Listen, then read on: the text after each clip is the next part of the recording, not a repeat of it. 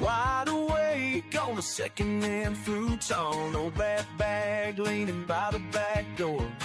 They say a good swing's worth the wait, and I'm trying to believe a little more. Late night buzzings, a low hum in my chest. Maybe all these ballpark lights just mean I'm not there yet. Well, I'm not there yet. Run the bases, keep on chasing. Hearts are racing, feet keep pacing. Round in circles, all the same. Run the bases, call my name. Hey, hey. Downtown flickers, boots on the blacktop. Under that moon, I count out my scars. Crowd cheers ringing in a faded highlight. Wish I could turn these bruises into stars. One more inning, I stand alone. Heavy's the glove, but they say that's how you know you've grown. Run the bases, keep on chasing. Hearts are racing, feet keep pacing. Round in circles, all the same. Run the bases, call my name. Hey, hey. GCB Computers. Refurbished, reliable, and ready to go. The computer you need at the price you can afford.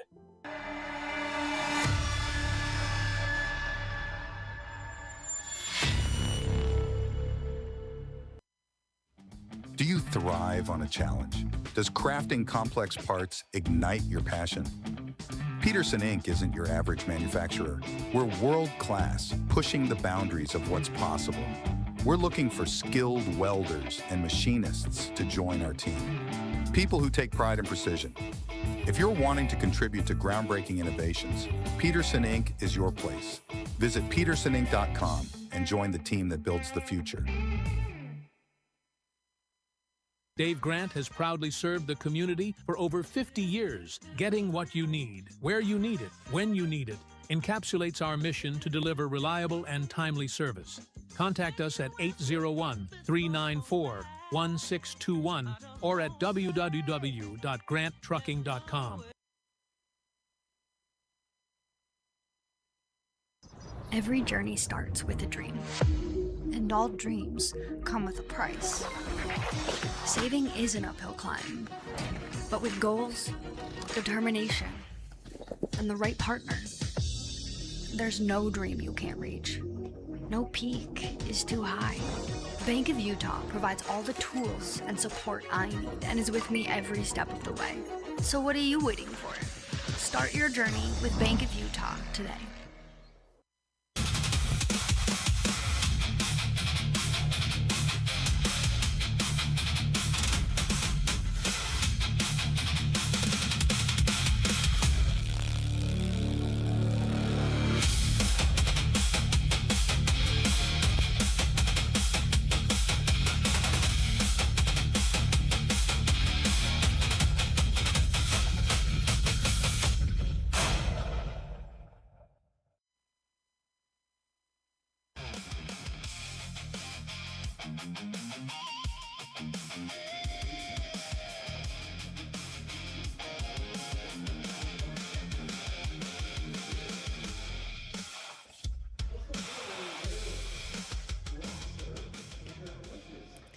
Welcome into the Ogden Raptors Broadcast Network. Arden Locke here with you at Lindquist Field in Ogden, Utah for Game 2 between the Ogden Raptors and the Idaho Falls Chukars. Ogden took Game 1 last night, a 13-7 victory off the back of a phenomenal performance by Gio Ferraro. He went 5 for 5 on the night, 3 singles, 2 home runs. He batted in 5 runs and crossed the plate 5 times himself, but him always humble. When we told him that he was our player of the game and we wanted to interview him, he said, "Are you sure? Me?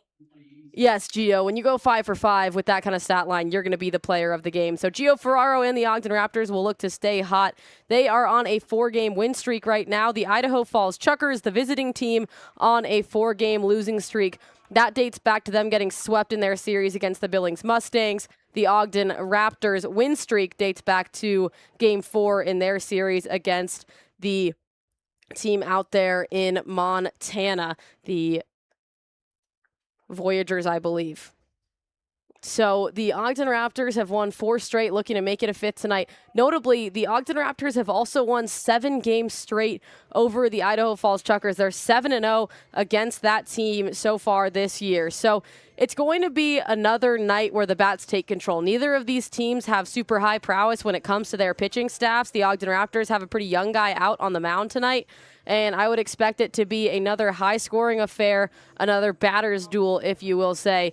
The Idaho Falls Chukars were the worst pitching team in the Pioneer League through the first half of the season, which just concluded yesterday, was the first game of the quote-unquote second half of the season.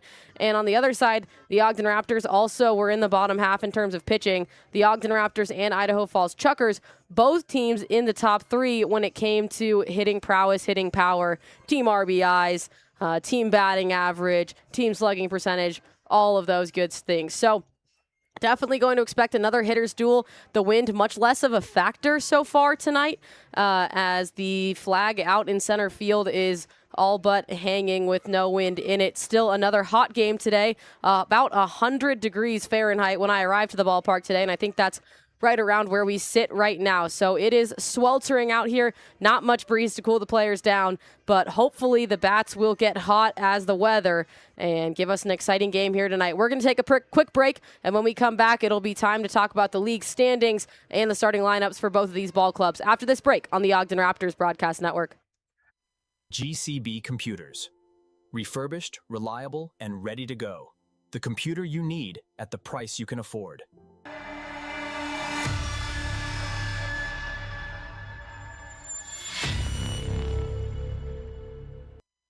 LWE has become an industry leader and performed new construction and retrofit work to companies in several industries. LWE is located in northern Utah and has performed work throughout the western United States. We can be reached at 801-621-3220.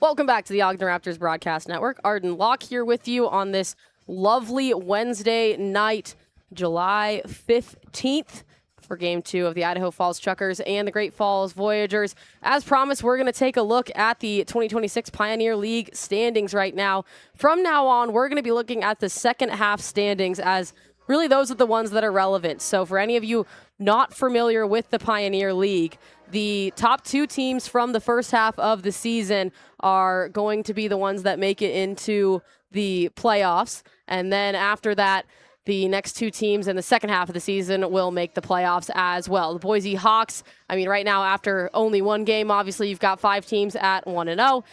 The Billings Mustangs have not completed their game yet from last night, I believe. And then the Glacier Range Riders and that host of teams below them lost their first game last night. So the Ogden Raptors are going to be chasing down Long Beach Coast and Billings. Those were those 2 teams in the first half of the season that secured their playoff spots. The Ogden Raptors and Glacier Range Riders were tied right there after them at 29 and 19. So very notable that the Raptors, if it does come down to that tiebreaker where you're dealing with teams that were already in the top 2 in the first half of the season and trying to secure a spot where they are already kind of counting twice, the Ogden Raptors are going to be right there in that conversation. But more preferably for the Raptors would be if they can just get one of those top 2 spots. On the other end for the Idaho Falls Chukars, they were the second worst record in the entire Pioneer League in the first half of the season.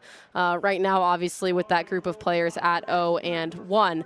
But a lot of time for the Chukars to recover. The bats were good enough so far this season, so it's going to be up to them to see if they can get the pitching staff to go along with it. Now, in baseball, great plays are often bang bang. At Red Pocket Mobile, a real person answers in around 2 minutes or less by phone or chat. No bench time, just real help when you need it. Step up to better wireless at redpocket.com, proud sponsor of the Pioneer Baseball League. Red Pocket Mobile, your new ultimate cell carrier. So the Idaho Falls Chukars will be up first at the plate tonight, as always, when they are the away team. And they've got the exact same lineup as last night. And the Ogden Raptors can actually say the exact same thing. So both of these teams are bringing out the exact same 9 players, all of them as well in the exact same positions for the Idaho Falls Chukars. So their batting lineup is going to start out with Ty Dooley. The shortstop is going to be batting first. Second baseman Garrett Ostrander is second. Sam Canton will be batting third. And Tyler Wyatt, the Pioneer League hitter of the week, will be batting fourth. He had a pretty quiet night last night, and he snapped his 4-game home run streak. So he'll look to get going again. Last night, just 2 for 5. He did have a double. Justin Trimble, the man who hit the only home run for the Idaho Falls Chukars last night, will be batting fifth. Drew Stengren, the catcher, is sixth. And then Parker Lester, Wes Mitchell, and Casey Vaughn will round out that lineup. Their starting pitcher is Sean Kelby. We will take a look at later. But no one on that team really got going to a high degree last night. The most hits that anyone put together through the entire night was 3. Parker Lester went 3 for 4 on that night, scoring once, walking once, and having a double. And we're going to take a quick pause to listen to the national anthem. And when we come back, we'll look at the Ogden Raptors field alignment.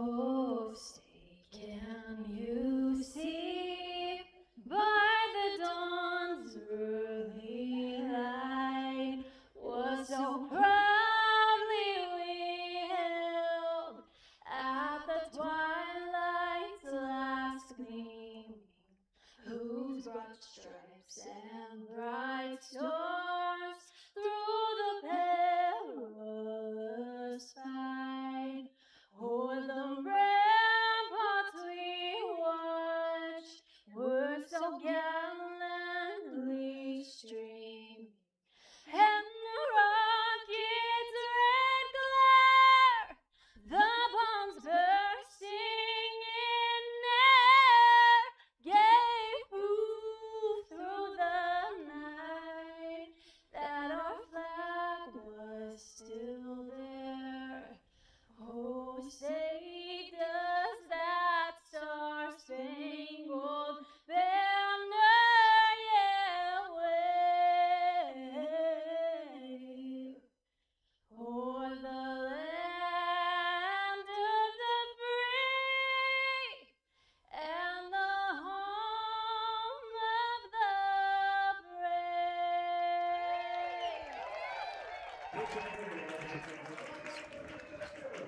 Great national anthem. We got a singer here tonight, which was awesome. So as promised, we'll take a quick look at the Ogden Raptors field alignment. The starting pitcher for them tonight will be Aiden Shoemaker. He was a newer addition to the team later in the season.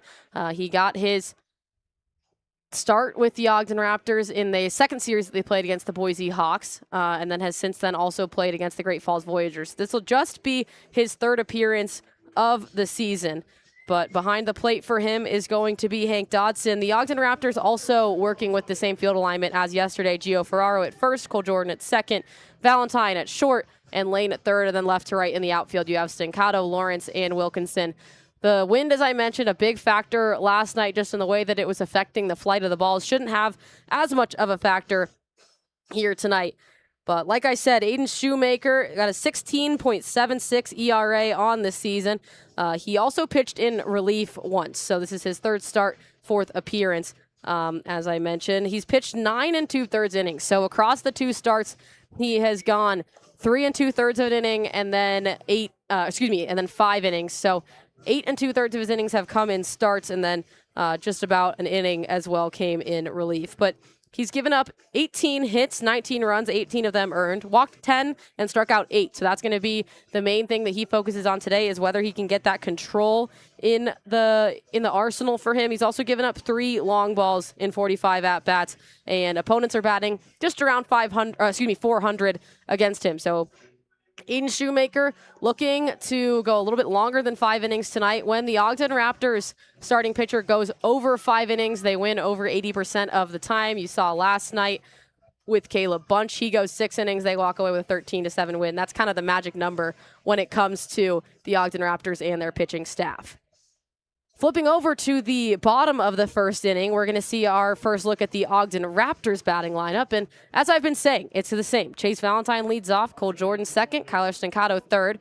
Lane will be batting cleanup. He had a decent night last night with just a hit away from the cycle with a double and a triple, or 2 hits away from the cycle, obviously. After that, Ferraro 5th, Greco 6th, Lawrence 7th, Wilkinson 8th, and Hank Dodson will be batting 9th. And we'll take a look at the Idaho Falls Chukars field alignment in the bottom of the first inning, because we are underway here. First pitch is a called strike in there from Aiden Shoemaker going against Ty Dooley, the shortstop. First pitch time, 6:29 p.m. here on July 15th. That next pitch misses just a bit outside. Thanks for joining us wherever you are joining us from, whether that's the HTN video stream, it's our YouTube audio. We're happy to have you. Here comes the 1-1. It's fouled back over our heads. Weather right now, 93 degrees. That's actually the coolest it's been in the last few hours. It's getting cooler, which is the good news for the players out there on the field. Right now, Aiden Shoemaker, the 1-2 pitch, is swung on, and Cole Jordan moves slightly to his right, and he'll give it off to Ferraro for the first out of the inning. The entire field is illuminated with the sunlight right now. The only part of the field in shadow is the Ogden Raptors dugout, so the Idaho Falls Chukars are going to be slow roasting out there a little bit until the shade gets on their side. 1 up, 1 down so far for Aiden Shoemaker and his defense, and that brings up Garrett Ostrander. First pitch to him is fouled. He's way behind that one and pushes it out of play. Ostrander, 0 for 4 yesterday. It was his first game that he had played in 3 games. He did not play at all in that Billings series. For the Chukars, here comes the 0-1. That one's too high, 1-1.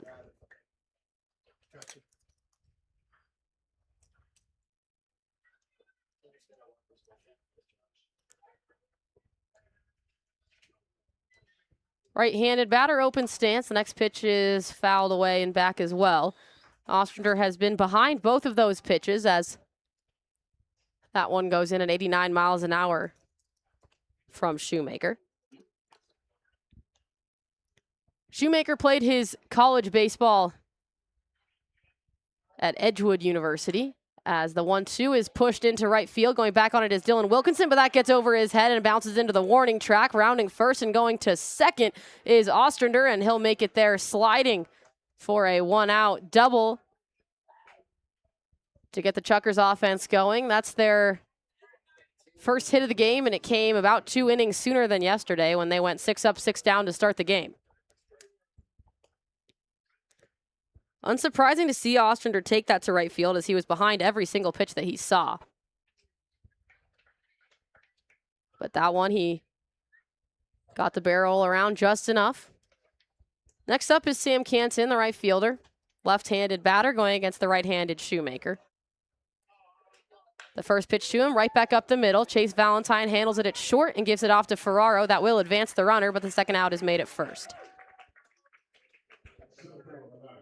Routine 6-3 ground out, but Ostrander does now stand just 90 feet away from touching home plate. Tyler Wyatt, the Pioneer League hitter of the week, batting .352 on the season, will do his best to bat him in. Wyatt 2 for 5 yesterday with a double. First pitch to him is an off-speed, 77 miles an hour, that catches the zone.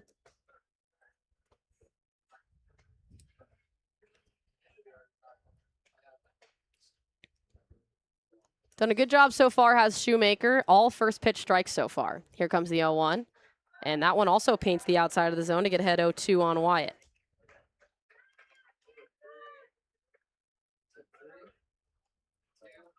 0-2 count. Wyatt steps out of the box to collect himself. Brown bat with a red barrel up over his right shoulder, bright white batting gloves. Here comes the 0-2, runner on third, 2 outs. That one's way outside. Tonight, the Chukars are wearing red jerseys with white numbers and white accents to go along with gray pants. Black helmets when they're up to bat. Here comes the 1-2 from Shoemaker. And the check swing. The appeal down to first says he did not go around, and it's 2-2. The Ogden Raptors are wearing their red, white, and blue jerseys. The main body of the jersey is white. Then you have blue writing, red numbers, blue sleeves with white pants that have the baseball stitching down the sides. Red, white, and blue hats to go along with it. The Deuce's pitch is lifted into center field, moving over to his right into the wall. It's Colson Lawrence. He watches it, and that one is out of the park. A 2-run home run with 2 outs in the top of the first, and the Idaho Falls Chukars are on the board early.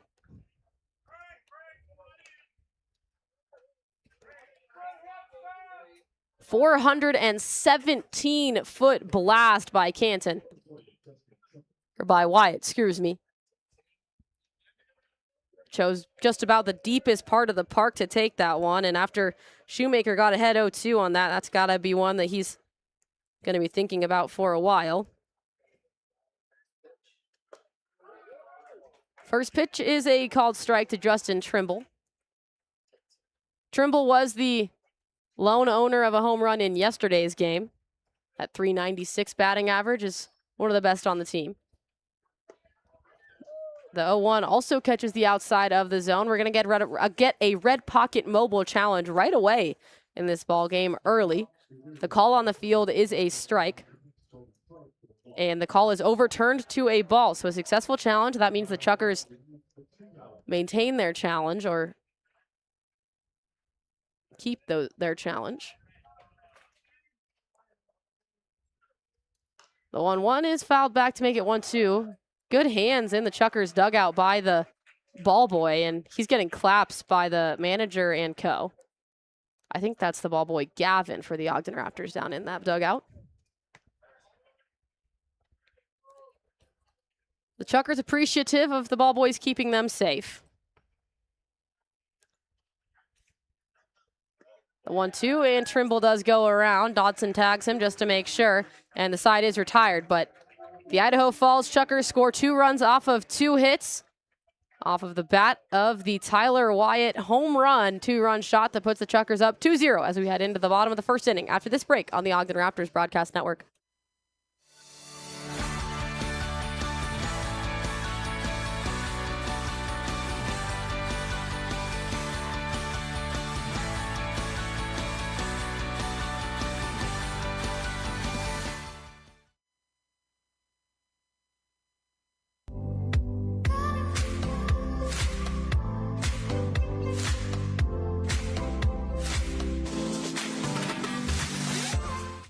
GCB Computers.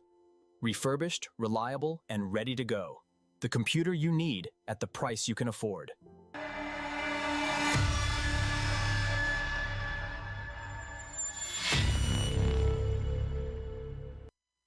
From the humble beginnings of Lael Bowman and Mel Kemp, the company has grown into a large steel facility supplying structural steel, reinforcing steel, and basement window systems.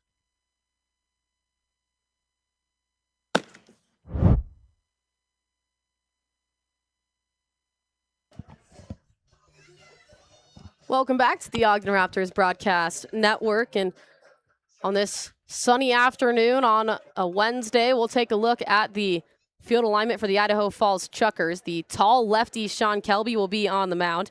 Drew Stengren is going to be behind the plate. Parker Lester at first, Garrett Ostrander at second, Ty Dooley at short.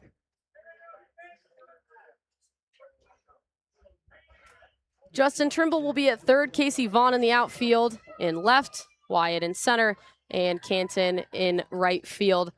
Sean Kelby, so far this season, has a 5.4 ERA. That's third best ERA on the team. This is just his fourth start of the season and his 8th appearance.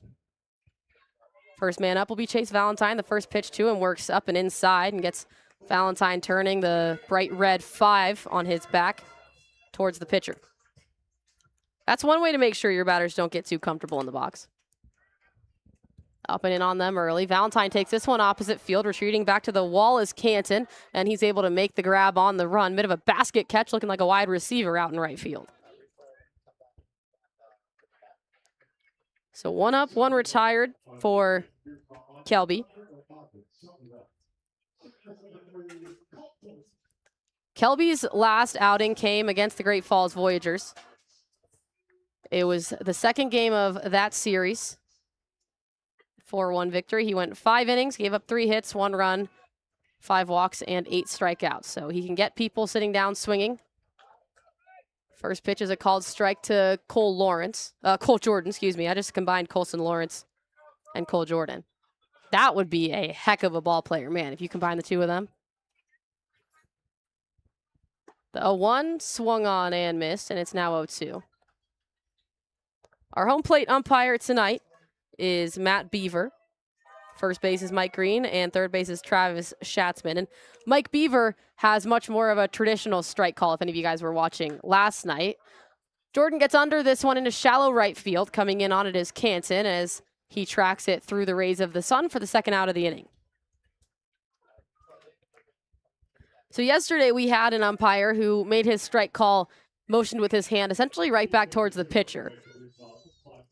Our home plate umpire, Beaver, tonight, a little more of the classic open the right shoulder, hand perpendicular to the pitcher. Kyler Stancato, the first lefty in the lineup for the Ogden Raptors. First pitch to him is a called strike. That's 3 batters and 3 first pitch strikes for Sean Kelby. The next pitch is a little bit too inside on Stancato. Kyler Stancato has the best batting average on the entire Ogden Raptors team, batting .451. 122 at-bats. Colson Lawrence has over 70 more than Stancato as he pulls this one line drive into left field and right field, and man, did Sam Canson get a lot of action. All 3 outs made by the right fielder in that inning. 3 up, 3 down inning for the Ogden Raptors, and they trail it 2-0 heading into the top of the second after this break on the Ogden Raptors Broadcast Network.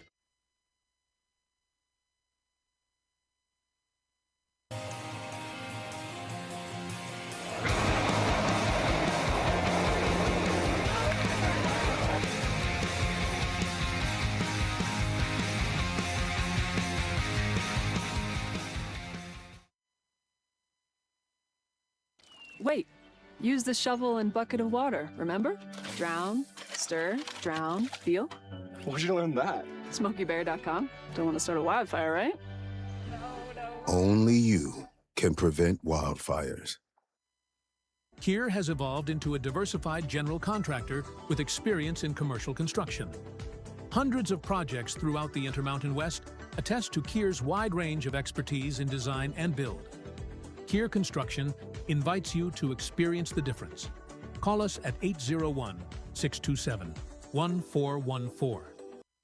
We are big enough to where we have established processes and procedures to protect you, but we're small enough to where there's still an owner involved in the day-to-day operations to ensure that we don't lose that personal touch. We'd love to tell you more about us, and feel free to reach out to us. You can reach our team at 801-728-0454. Welcome back from the break. Tonight's broadcast is presented on the Home Team Network for live video streaming, on YouTube for audio-only coverage, and on 88.9 FM for In the Park Radio. Welcome back to the Ogden Raptors Broadcast Network. Arden Locke, and we're joined here by the manager of the Ogden Raptors, Evan Parker. Evan, can you hear us? Yeah, can you hear me? Yep. Thanks as always for joining us. Now, Gio Ferraro, just a phenomenal night last night. 5 for 5. He scored 5 times, 5 RBIs. What can you say about his performance? Yeah, Gio is a kid that listens a lot, and when you recruit a player that has that type of talent, you know, you tell that guy, you say, hey man, I'm going to do whatever I got to do to try to get the best out of you. And Ed, our hitting coach, and myself, I think just working with him on an approach and, you know, a few mechanical things here and there. I mean, the guy has, I mean, that pop to right center as a right-handed hitter is pretty special. Absolutely. So Aiden Shoemaker getting his third start of the season, obviously started out not exactly the way you wanted. He hasn't gone more than 5 innings so far this year. Is the goal to see how far you can get him, or is there a bit of a leash on him right now? Yeah, you know, we're taking it inning by inning. You know, I know that he's experienced enough to go out and pitch and give us a shot to win. So he got the nod tonight and got kind of what I call a spot start, but you know what? He's got a shot to be in the rotation. Chase Chap down for us right now, so tonight would normally be his turn in the rotation. So this was just kind of our backup plan, and yeah, we're ready to go. I always say 27 outs. We're ready to go for 27. Yeah, as always, the team motto at this point. Thanks as always, Skip, for joining us. We appreciate your time. Yes, of course. Thank you for having me. That 27 out, something we hear over and over. Well, only 3 of them have been recorded so far by the Ogden Raptors, and they do trail 2-0 to the Idaho Falls Chukars right now. The 3-2 pitch is lifted high in the air, just starting to come down from an apex now. Cole Jordan in the deep part of the infield settles under it and makes the catch for the first out of the inning. So as Evan Parker said, Chase Chapman would usually be the starter in the second game of their 6-game series, but he's not available for them right now. So it is Shoemaker getting the nod. Next up to bat is Parker Lester. Foul tip. That'll go as a strike. Lester was the man who racked up the most hits of anyone on the lineup yesterday for the Idaho Falls Chukars. He went 3 for 4. Next pitch to him is right down Broadway for called strike 2. Shoemaker continuing to challenge the strike zone. Biggest thing that the Ogden Raptors have tried to avoid all season long has been those free passes, and so far so good there, although that one is spiked and goes past Hank Dodson. Lester bats .360 on the season. This is his 22nd start of the year. The Chukars 15-34 right now. The Ogden Raptors 30-19. Here comes the 1-2. That one misses outside.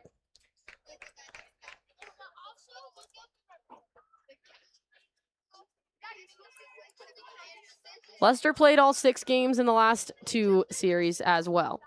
Had a good series against Billings, but he swings and misses on that next pitch. Low and away. He's going to wish he had that one back, but it's the first strikeout of the night. Or excuse me, second strikeout of the night for Aiden Shoemaker.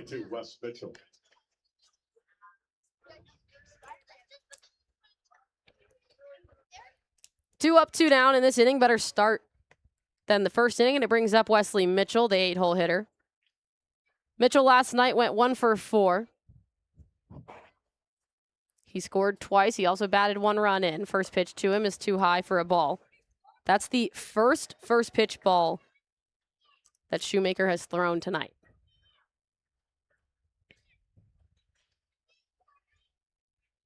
Here comes the 1-0, and that one is lined on the roll to Gio Ferraro. He motions with his right hand, tells Shoemaker he'll take it himself, and records the 3rd out of the inning. So the Raptors bounce back nicely. They go 3 up, 3 down, but the Idaho Falls Chukars still lead this one 2-0 as we head into the bottom of the 2nd inning after this break on the Ogden Raptors Broadcast Network. Ready, get set, go! From providing a great member experience to providing easy access to your accounts with our mobile app, we are here to help you along your journey. Call 801-399-9728 for more information or visit ascentcu.com. Do you thrive on a challenge? Does crafting complex parts ignite your passion? Peterson Inc. isn't your average manufacturer. We're world-class, pushing the boundaries of what's possible. We're looking for skilled welders and machinists to join our team. People who take pride in precision. If you're wanting to contribute to groundbreaking innovations, Peterson Inc. is your place. Visit petersoninc.com and join the team that builds the future.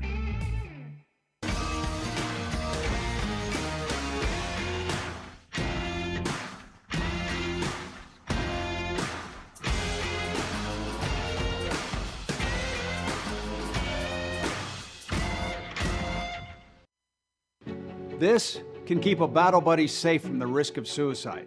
I get it, it's just a phone. But when you call a friend, you show that you care, which can help them fight their inner battle. Now drop and call 20 people.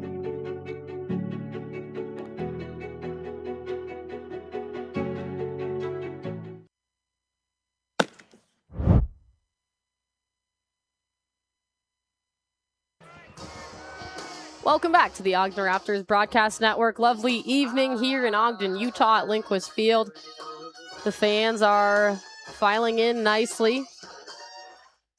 See quite a few of them enjoying their Pepsi products. They're offered here at Lindquist in front of them. Carmine fouls the first ball back.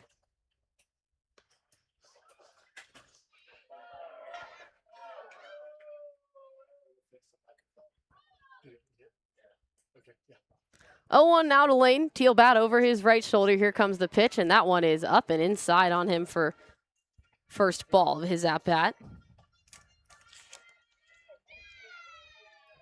Sean Kelby throwing to Drew Stengren today.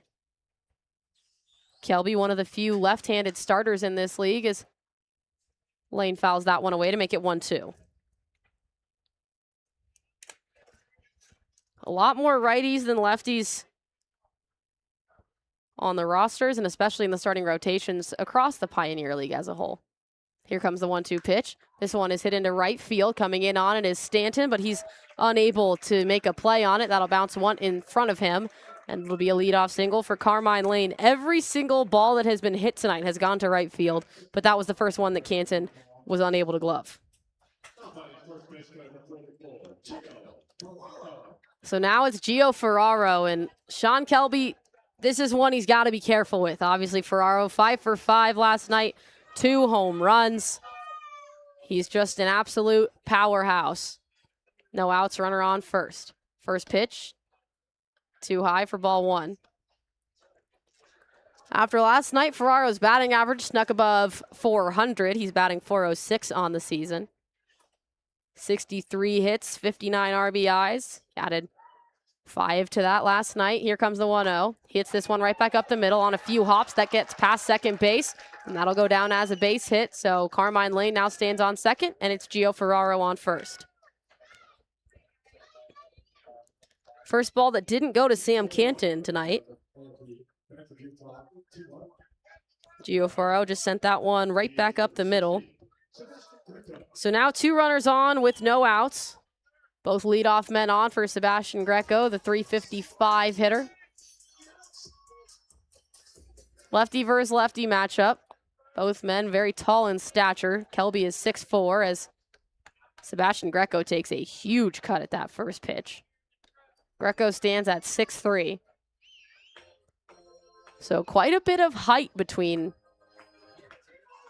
this batter and pitcher. Greco, the 25-year-old Tampa, Florida native, spent time with the Ogden Raptors, did not start the season with them this year, but came back mid-season, or I guess halfway through the first half, so a quarter of the way through the season. When he joined the team, it was a hot start. He went on a 5-game hit streak, then had a bit of a cold streak after that, but had a really good game yesterday, 3 for 5, an okay series last week. In the last 6 games, he went 7 for 24. He's now 10 for his last 29. The 0-2 pitch coming into him. Swing and a miss, and that's strikeout number 1 on the night for Sean Kelby. Greco is known to strike out a little bit on the season. He's had 40 strikeouts, and that's only across 32 games played. For reference, Colson Lawrence has played 49 games, so 17 more, and he just has 12 more strikeouts. And speaking of Lawrence, he's the man up now. First pitch makes him scoot back on his toes, looking like a moonwalking Michael Jackson as it worked up and in on him. Colson Lawrence last night, 1 for 5, scored once himself, batted in 1 run. He's been the power hitter for the Ogden Raptors throughout this season. The 1-0 is way too high. Good snag by Stengren behind the plate to keep that ball in front of him.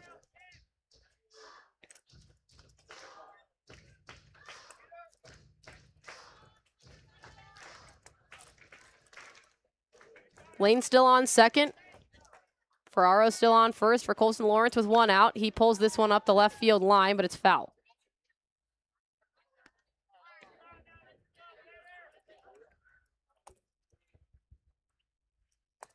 Colson Lawrence batted .316 in their series against the Glacier Range Riders.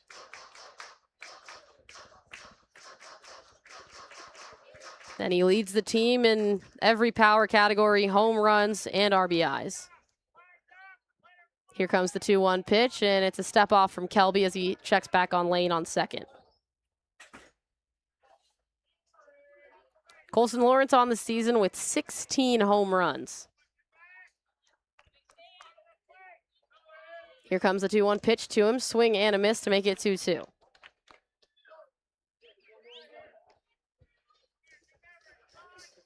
The leader in the Pioneer League in home runs is 21. So Colson Lawrence has the 4th most home runs of anyone in the Pioneer League. It's Ybarra, Harrison, Dudley, and Casarilla in front of him. He lightly taps the 2-2. They'll get the first out over at second. A high throw, and it pulled the second baseman off the bag, so he had to get back onto it and made it so they couldn't turn 2 over at first base. Carmine Lane is able to sneak his way over to third. Colson reaches on a fielder's choice, and Gio Ferraro is gunned down.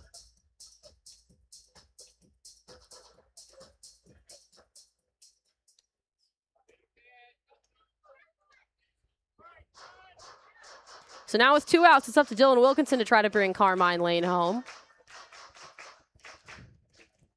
Wilkinson last night 0 for 3, not his best game. He did manage to walk once. First pitch is outside to him. 1-0 count for Wilkinson, who is the man who has played the most positions of any Ogden Raptor so far this year. Catcher, first base, second base, and just about every position in the outfield. The 1-0 works way inside on him, and I will say Kelby is making sure that these batters do not get comfortable.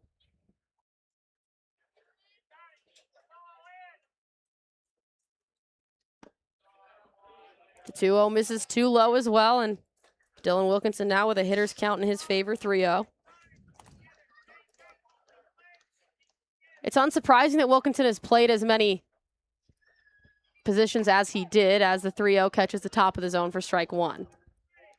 When we talked to him before the season, preseason at the Fan Fest, I asked him what his strength of his game was, and he said it was his versatility, just his ability to play absolutely anywhere at the field, on the field, and at a high level is what he added, and he works a walk to start off his night tonight. Interestingly enough, the Ogden Raptors were only walked once as a team last night, and it was to Dylan Wilkinson. So only 1 free pass. On the other end, the Idaho Falls Chukars were only walked once, and then there was also 1 hit batter. So across the game, there was only 3 walks, which is probably why it was a 2.5-hour ball game.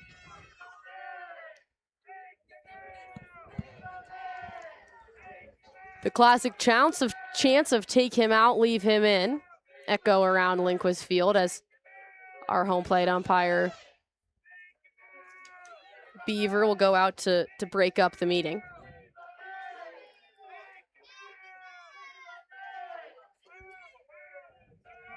Kelby will grab a little bit of the rosin as the meeting wraps up with Bob Malachy, the manager of the Idaho Falls Chukars.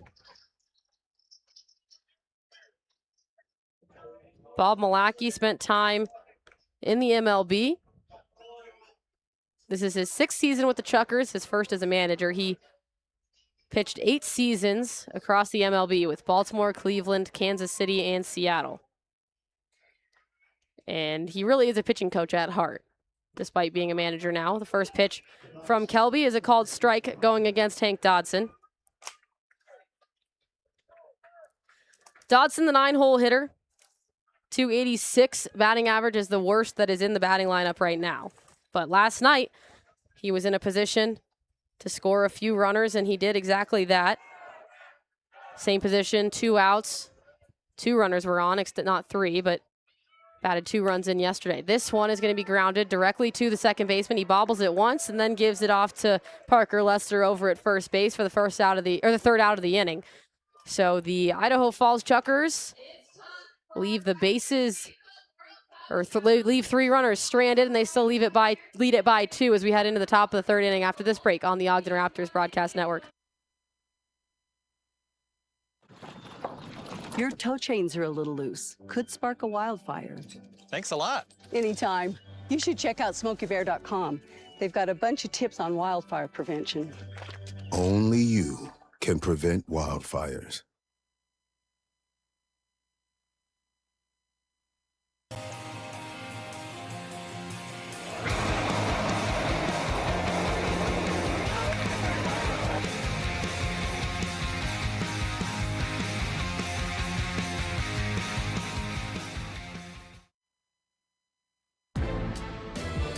Who's pitching? 3 wireless carriers. Big corporate mobile. Our stock always goes up. So do your prices. I'm out. We're cheap, just like your coverage. We're Red Pocket, your new ultimate cell carrier. Only we give you all 3. No price increases, 2-minute care, and all major networks for your best 5G coverage. What's your ask? $10. You've got a deal. Switch to Red Pocket. Like me, your new ultimate cell carrier.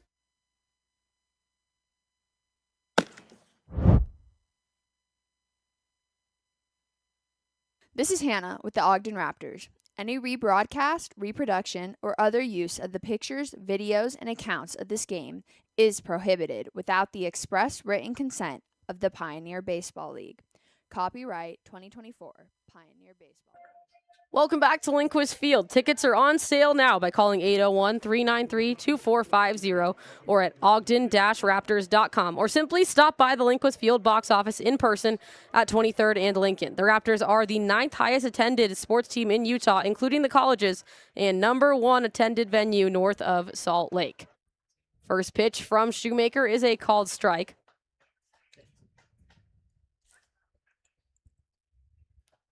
Tall left-handed batter is Casey Vaughn. The next pitch is a little bit inside for ball 1. 9th batter in the lineup is Casey Vaughn. He fouls this one back. Vaughn bats at 306 so far this season. Been a fairly consistent member of the lineup. He started in 34 games. This is his 35th. The 1-2 misses outside, and it's now deuces for Shoemaker. So far tonight, Shoemaker with 2 strikeouts in the 8 batters that he's faced. He's given up 2 runs off of 2 hits. Here comes the 2-2 pitch. This one is lifted. It's sailing foul, and it will go out of play. Bouncing off of the concrete on top of the Ogden Raptors dugout.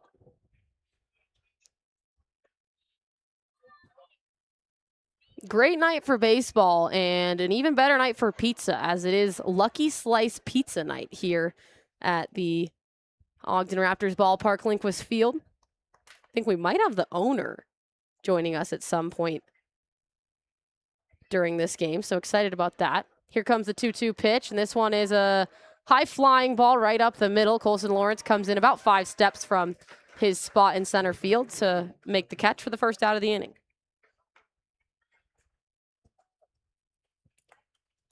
The shadows starting to creep onto the actual field. The third base line is now in the shade.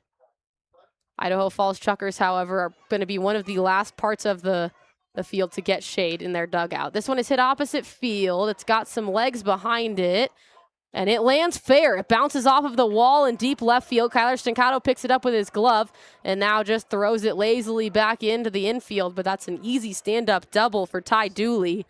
I think Stancato really thought that that ball was going to just track a little bit left and go foul, but stayed in play.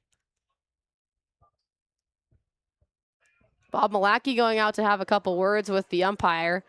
Not sure if he thinks maybe it was a home run. They're all gesturing out to the left field wall.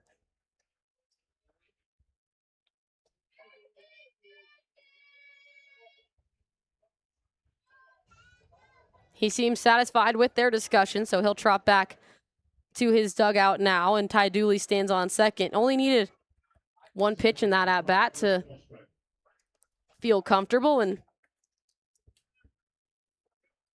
take it up off of the wall. So next up will be Garrett Ostrander. First pitch to him paints the outside of the zone for called strike one. Ostrander doubled last time he was up. It was a hard hit ball to opposite field that went over the glove of Dylan Wilkinson.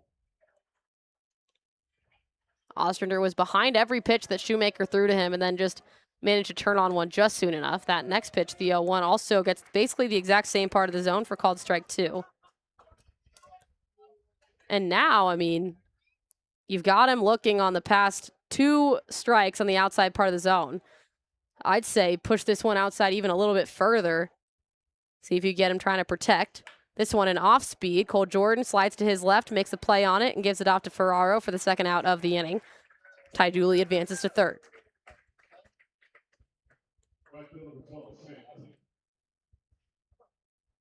Two outs now with a runner on third for Sam Canton. Canton grounded out to Chase Valentine his last time up, but he did advance Ostrander, who was on second, and then later went on to score.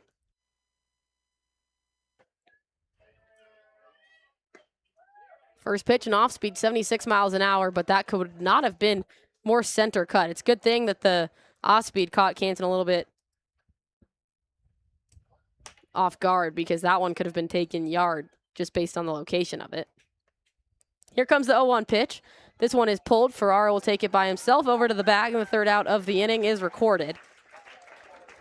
So the Ogden Raptors have held the Idaho Falls Chukars scoreless since they put up their two spot in the first inning, but it is still the Chukars leading this one 2-0 as we head into the bottom of the third inning after this break on the Ogden Raptors Broadcast Network.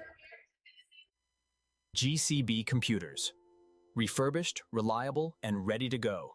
The computer you need at the price you can afford.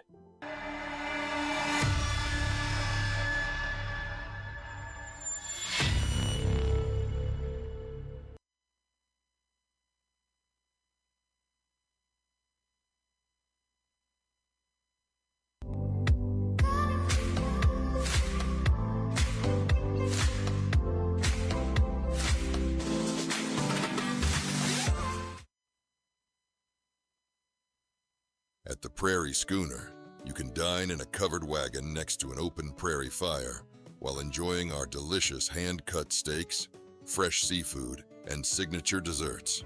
Our indoor recreation of the American Pioneer West provides a great atmosphere for intimate dinners, special events, and large banquets. Check out our menu at prairieschoonerrestaurant.com or call us at 801-392-2712 to reserve your table today.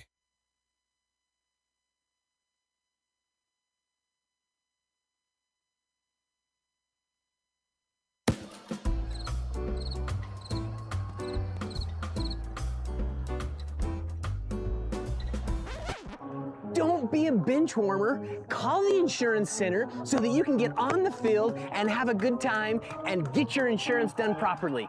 Go Raptors!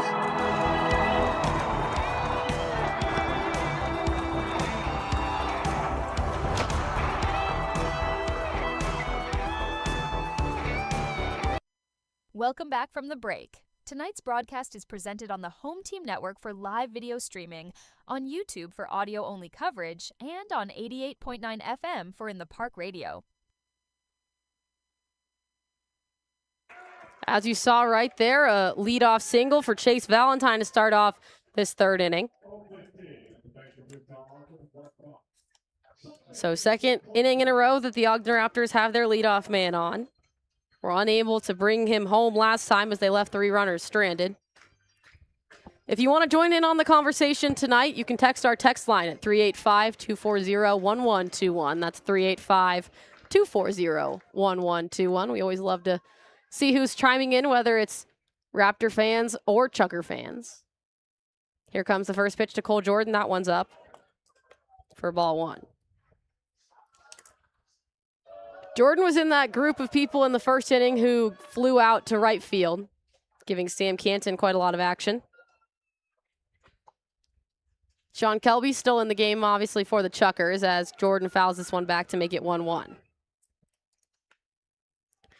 Cole Jordan is a co-captain so far this year, and something that we haven't yet touched on is that obviously he is diabetic, and he has a Golden Doodle diabetic alert dog, Brandy. Sometimes she's on the broadcast in the frame in the pictures as Jordan swings and misses half-heartedly at the next pitch.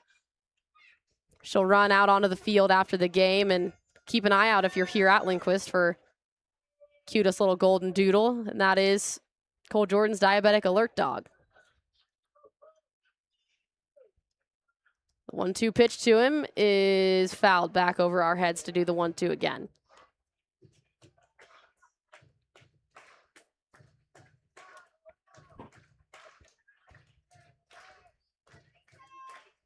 And also talked about it last night. Cole ran in that 2025 New York City Marathon, a huge accomplishment for him. Chase Valentine goes on the 1-2, although this one's going to be hit foul. So Valentine will have to retreat and won't get that snagged bag. 1-2 count for Cole Jordan. He's fouled the last two pitches off. Jordan had a great series against the Glacier Range Riders. He went 10 for 21 in that series, which adds up to a .455 batting average. 1-2 is hit opposite field, just barely foul. Jordan continues to put together a very mature at-bat, continuing to fight and forcing the pitch count to get up. And man, has Jordan been on a hot streak recently. This currently is on an active 24-game hit streak, which according to Ed Campanello is the longest ever in the history of the Ogden Raptors. As Ed claimed that Cole broke his hit streak of 22 games. Do the 1-2 again, and it's fouled back once again. 4 straight pitches fouled away by Cole Jordan, so the count may say 1-2, but there's actually been 7 pitches in that at-bat so far.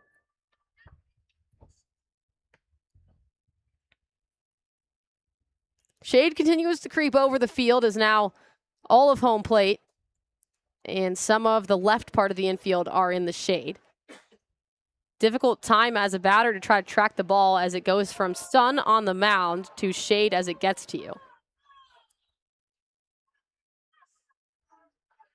Kelby, with his glove at his belt, checks Valentine on first. Valentine has the most steals of anyone on the Ogden Raptors.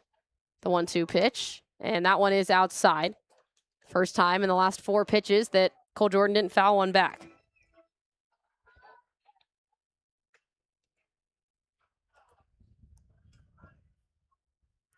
Two-two count, 9th pitch of this at-bat incoming. Kelby kind of quick pitches Jordan a little bit. The ball gets down in the dirt. Stangren keeps it in front of him, and the count is now full.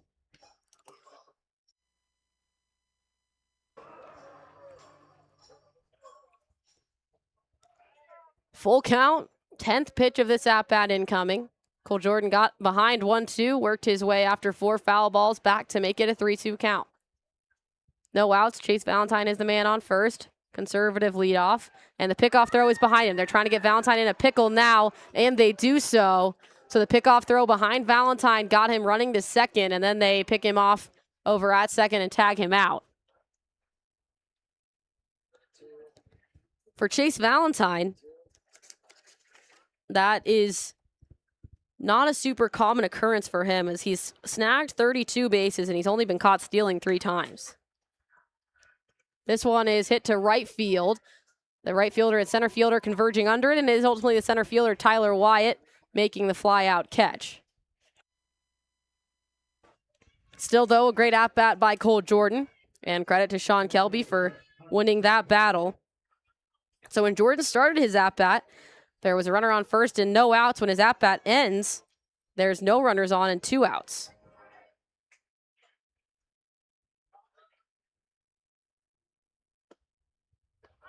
The first pitch to Kyler Stancato is a called strike. He flew out to right field his last time up. Stancato, with his .451 batting average, puts him as the second best batting average in the Pioneer League, and he swings and misses at that next pitch for strike 2. The Ogden Raptors have 3 of the top 4 batting averages in the Pioneer League. Here comes the 0-2 pitch to Stancato. This one is hit past a shortstop who was ranging to his right, Ty Dooley, and that'll go down as a 2-out base hit for Kyler Stancato. Not only a 2-out base hit, but a 2-out, 2-strike base hit. Good protective at bat, good protective swing. Carmine Lane will be next up. He was responsible for the first hit of this ball game for the Ogden Raptors last inning. He hit a single to opposite field and then got stranded on third. No batting gloves, teal bat above his right shoulder. First pitch to him, catches the top of the zone for a called strike. Lane doesn't love the call, and rightfully so, as according to our track man, that was a fair amount up too high. Nevertheless, it's 0-1 to Lane. Pitch from Kelby, that one's inside.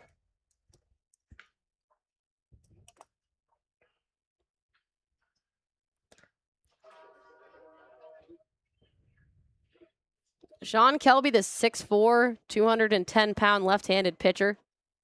One of the taller pitchers that you'll see out there as that next pitch misses too low.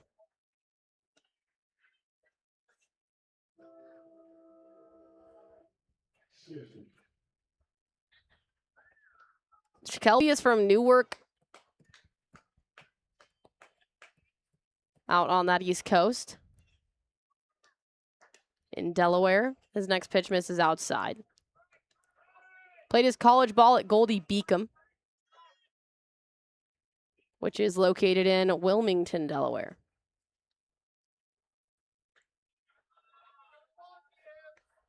Here comes a 3-1 pitch, and that one's too high, and it's a walk. Second walk of the night issued by Kelby. So now 2 runners are on for the ever-powerful Gio Ferraro, who singled his last time up. 0-10 on the bench of here to Ogden, 10.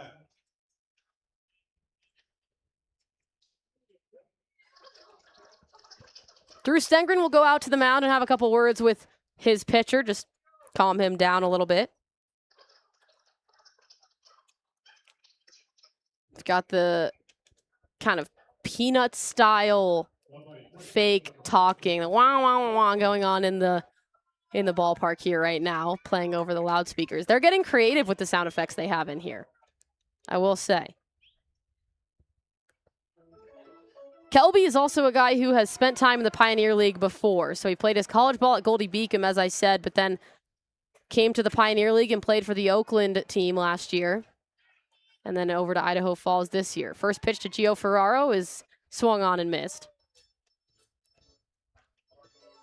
So Ferraro with that electric night last night, and it came off of a batting practice session before the game with Ed Campanello, the hitting coach, that saw him avoiding winding his hands around his back too much. Next pitch is in there for a called strike. Ferraro has a bit of a tendency when he loads to get ready to kind of wrap his hands behind his head, behind his right shoulder. And Campanello and him worked on avoiding that tie-up just so he doesn't get late and he can get a hand on the ball. Here comes the 0-2. That one's past a Stengren on his knees who tried to block it. Both runners advance 90 feet. That'll go down as a wild pitch as Kelby held out, let go of that one just a hair too soon as a left-handed pitcher. So Ferraro still with a 1-2 count, not exactly in his favor, but has 2 runners in scoring position, looking for his 6th and 7th RBIs, though in the span of 24 hours. Kelby gets his sign. He checks the runner on second, who is Lane. Here comes the 1-2 pitch. This one is grounded. Third baseman looks at home, now decides to go over to first, and Lester makes the catch over at first base for the 3rd out of the inning. So a little bit iffy there for Sean Kelby and his Idaho Falls Chukars for a second, but their defense stays solid. He gets out of a bit of a jam and leaves 2 runners stranded. His Chukars still lead this one 2-0 after we come back from this break on the Ogden Raptors Broadcast Network. Who's pitching? 3 wireless carriers. Big corporate mobile. Our stock always goes up. So do your prices. I'm out. We're cheap, just like your coverage. We're Red Pocket, your new ultimate cell carrier. Only we give you all 3. No price increases, 2-minute care, and all major networks for your best 5G coverage. What's your ask? $10. You've got a deal. Switch to Red Pocket. Like me, your new ultimate cell carrier. Are you okay? You seem upset. Turns out you were right. Our car was breaking down and we did need a new one with a loan from America First Credit Union. Me saying there was no hurry and to wait was wrong. Hey, on the bright side, we got to meet Huey. Get your money working with our low-rate auto loans, now with no payments for 90 days.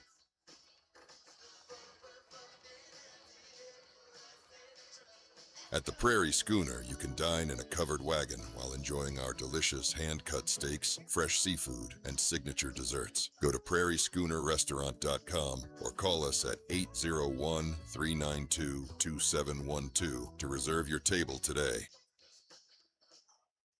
Windward Electric is the foremost commercial and industrial electrical contractor in the Intermountain West. We value relationships as we strive to provide exceptional experiences for our clients.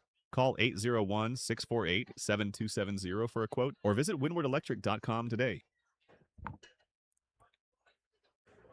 Welcome back to the Ogden Raptors broadcast network. Top of the 4th inning, still Shoemaker on the mound for the Raptors. First pitch, check swing, did not go around. That's Tyler Wyatt in the box right now.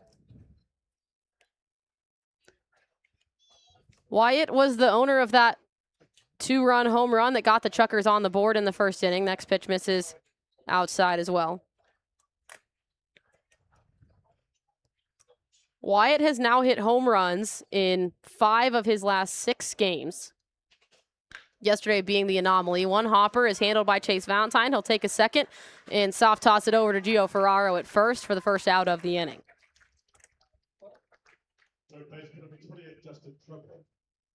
Justin Trimble will step in now. He struck out swinging his last time up. Wyatt and Trimble back-to-back in the lineup, and they're the two who have hit home runs in the trip to the Junction City so far this series. He pulls this one just barely foul up the right field line. 88-mile-an-hour pitch that painted the inside of the zone. Trimble did exactly what he needed to with it and got his barrel around early, but was just a hair too early on it. Trimble, another tall in stature member of the Chukars, 6'4". Next pitch misses way too high. Trimble didn't have his best 6 games against both the Mustangs and then against the Voyagers and then the Mustangs. He went 6 for 25 in that series, batting .240.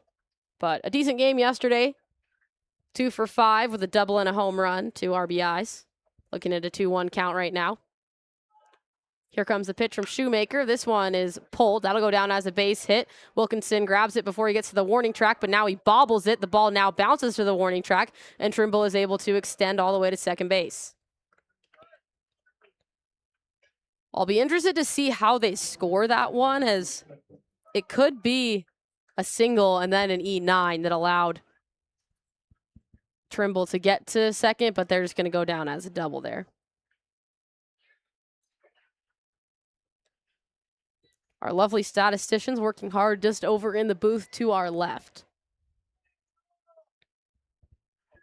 Drew Stengren, the catcher, up next. He flew out. Just a soft pop out to Cole Jordan, the second baseman, his last time up. First pitch to him is a bit too high. No action in the Ogden Raptors bullpen yet, so in the 4th inning, they're still letting Shoemaker go, as they have pulled him before this point before.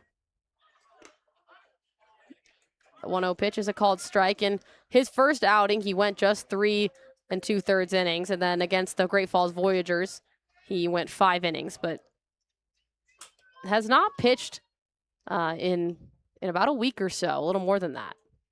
Here comes the 1-1. That one is pushed foul up the opposite field line. So 1-2 now with one out. Ogden Raptors have won 4 straight.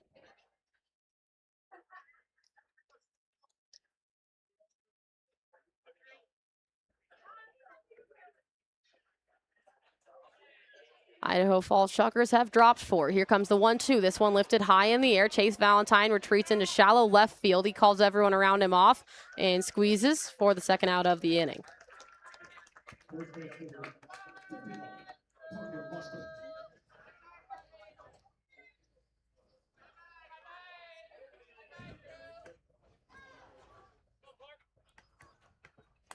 Two outs have been recorded now. And it's up to Parker Lester, the first baseman, to try to bring in Justin Trimble from second base. Shoemaker checks on him, and his first pitch is outside. Parker Lester struck out his last time up, struck out swinging.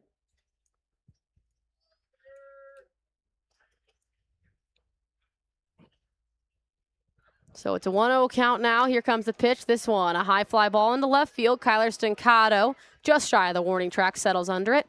And he makes the grab for the third out of the inning. Kyler Stancato's twin brother Keegan is there tonight, is here with us watching. And he's got to be a proud brother watching his brother make that fly out catch. So the Ogden Raptors still trail 2-0 as we head into the top of the 4th inning after this break on the Ogden Raptors Broadcast Network. Hi, I'm Christopher with Absolute Comfort Heating and Air, and I would do anything to keep my customers comfortable.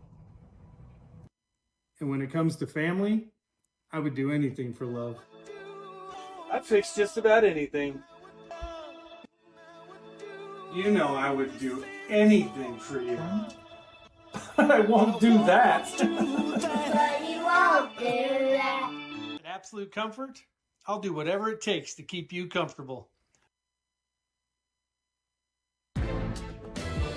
Who's pitching? 3 wireless carriers. Big corporate mobile. Our stock always goes up. So do your prices. I'm out. We're cheap, just like your coverage. We're Red Pocket, your new ultimate cell carrier. Only we give you all 3. No price increases, 2-minute care, and all major networks for your best 5G coverage. What's your ask? $10. You've got a deal. Switch to Red Pocket. Like me, your new ultimate cell carrier. Raptor fans, Tara Carney, your local Allstate insurance agent, wants you to know you are always in good hands with Allstate. They can help with all your insurance needs, from protecting your auto and property to your family's future with life and financial services and everything in between. Give Tara a call at 801-606-4547 or email her at tara@allstate.com for a free quote. You can even stop by her office on the corner of 20th and Washington. And remember, you're always in good hands with Allstate.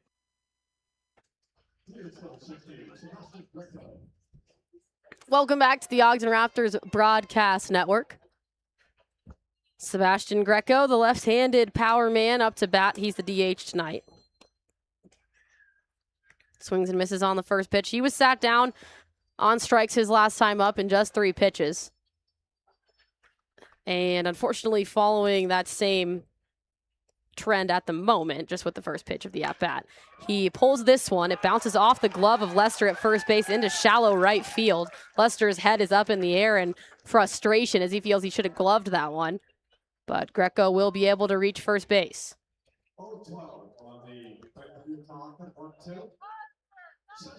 Colson Lawrence will step up to bat now.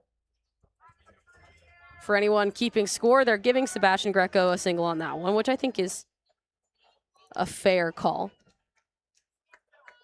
And as always, in the top of the 4th inning, we're joined here by the manager of the Idaho Falls Chukars, Manager Malaki. Can you hear us? Yes.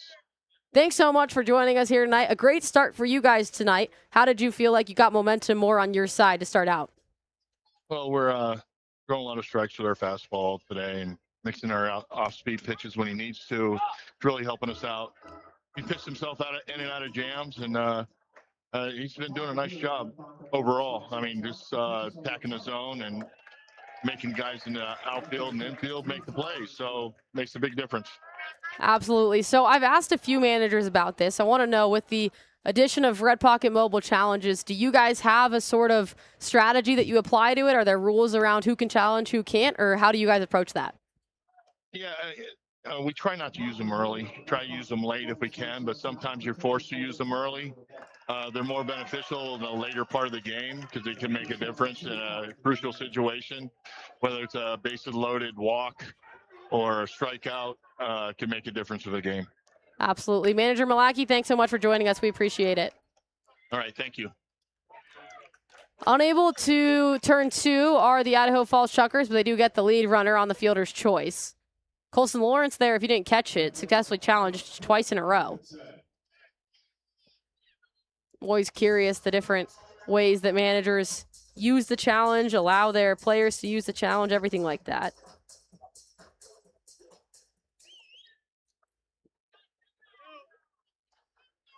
Dylan Wilkinson up now. He walked his last time up.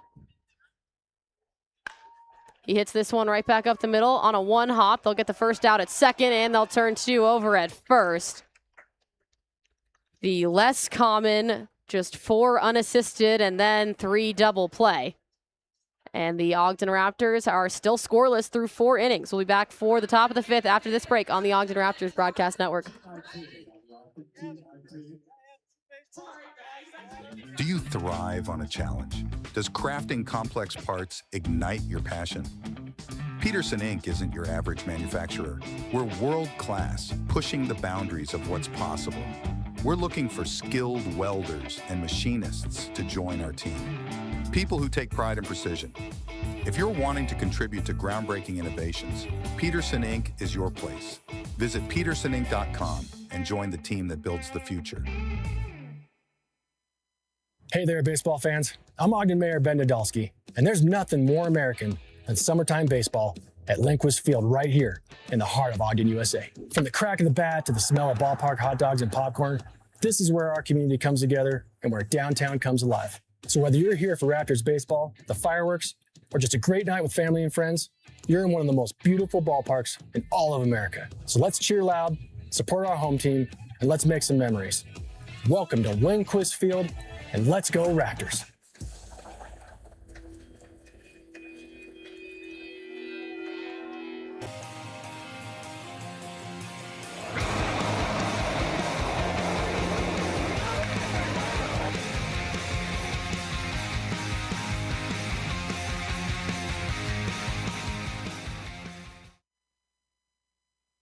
Welcome back from the break. Tonight's broadcast is presented on the Home Team Network for live video streaming, on YouTube for audio-only coverage, and on 88.9 FM for In the Park Radio. Welcome back to the Ogden Raptors Broadcast Network. Arden Locke with you on this lovely Wednesday evening, and we're through 4 innings with just 2 runs total in this game, both of them belonging to the Idaho Falls Chukars.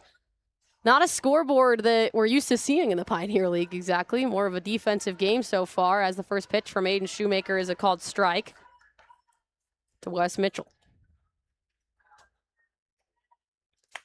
I'm eating my words a little bit, at least at the moment, as the 0-1 pitch is grounded. Chase Valentine grabs it, takes a couple hop steps, and gives it off to Ferraro for the first out of the inning at first base.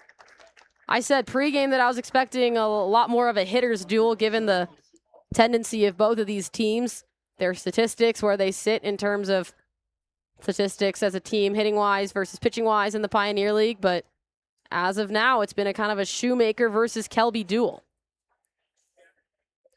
After the first batter is retired, the first pitch to Casey Vaughn is a ball.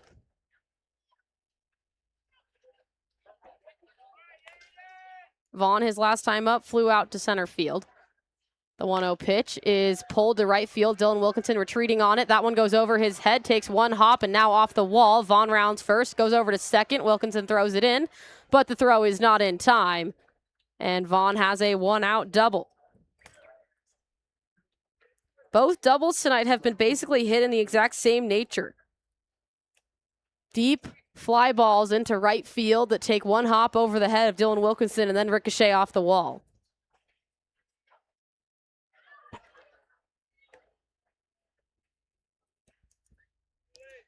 So we're going to roll over to the top of the batting order now with Ty Dooley, the shortstop. First pitch to him, he shows bunt and pulls back, and it's a ball. Last night, Ty, not a great night for him. He went 0 for 4. However, with that 0 for 4, he did bat in 2 runs, so still productive throughout the night. Dooley bats .293 on the season. He fouls this one back, but to his credit, he has worked tied for the most walks of anyone on the Chukars. So despite not having a very flashy batting averages, he does have great plate discipline. 1-1 count to him right now with Vaughn on second.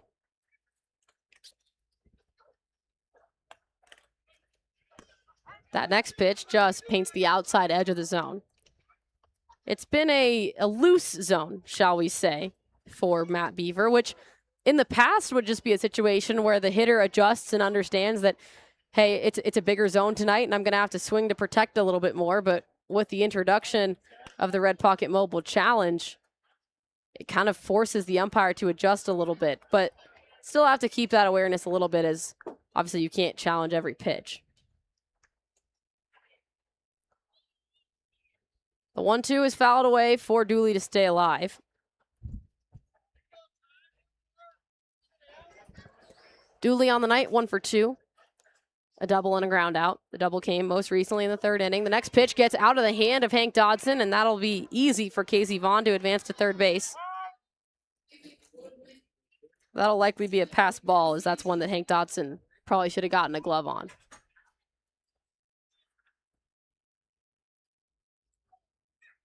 Dooley, 23-year-old from Elgin, South Carolina, played his college ball at Coastal Carolina. The lefty wears a shin guard that's black on his right shin. Here comes the 2-2 pitch to him. He lifts this one into right field. Dylan Wilkinson watches it fly, and that one is gone. Another 2-run home run for the Idaho Falls Chukars, and they have doubled their run total from 2 to 4.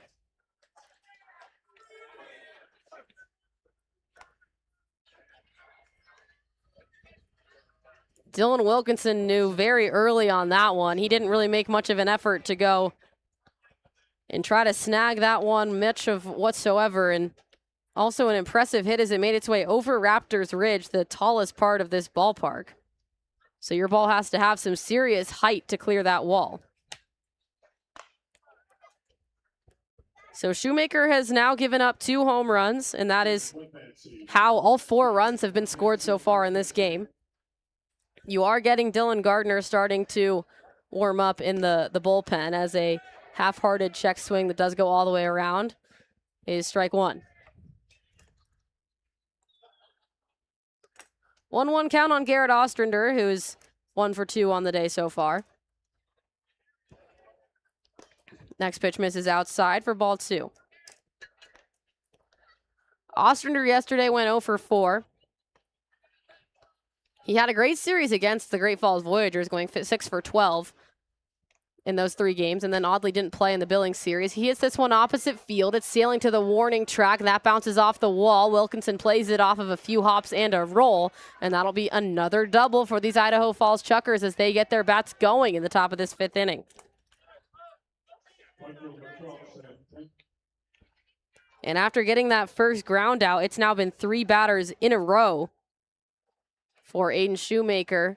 A double, a home run, and now a double. And Hank Dodson senses that and will go out to the mound to have a few words with his pitcher.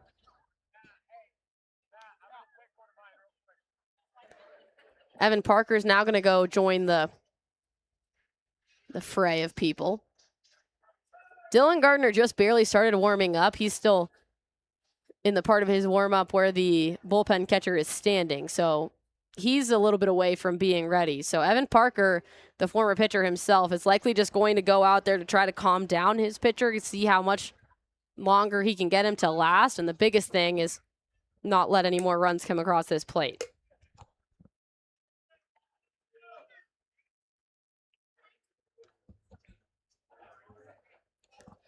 Hot day here at Lindquist Field, but no shortage of refreshing Pepsi products to quench that thirst. I've been trying to drink a little bit less soda, but the heat wave has been just had me itching for a Diet Pepsi. I don't think I've had a soda in 2.5 months. And I've been close to losing my soda sobriety this week. After that mound visit wraps up, it's going to be Sam Canton up to bat. First pitch is too low for a ball. Usually I would say Evan Parker's mound visits are pretty effective.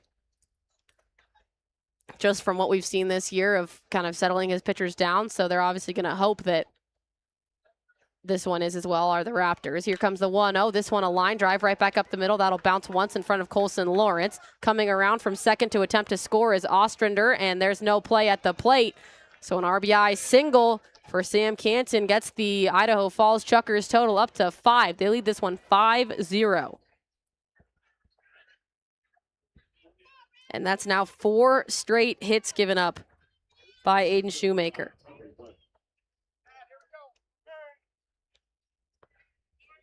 Evan Parker now going to come in once again, and looks like Dylan Gardner got hot in a hurry. So he will be the new pitcher coming in for the Ogden Raptors, as that is the end of the line for Aiden Shoemaker. So he goes 4 in a third inning. The runner on first, who's Sam Canton, is still going to be his responsibility. And it now will be Dylan Gardner coming in to pitch. So let's take a look at Dylan Gardner and what his season has looked like. He's been a very reliable relief guy for the Ogden Raptors. This is his 18th appearance. He's actually started 2 games this season, but almost all of them, his appearances have come in relief. His ERA right now is 7.58. He's 2 for 2 on the season in terms of record.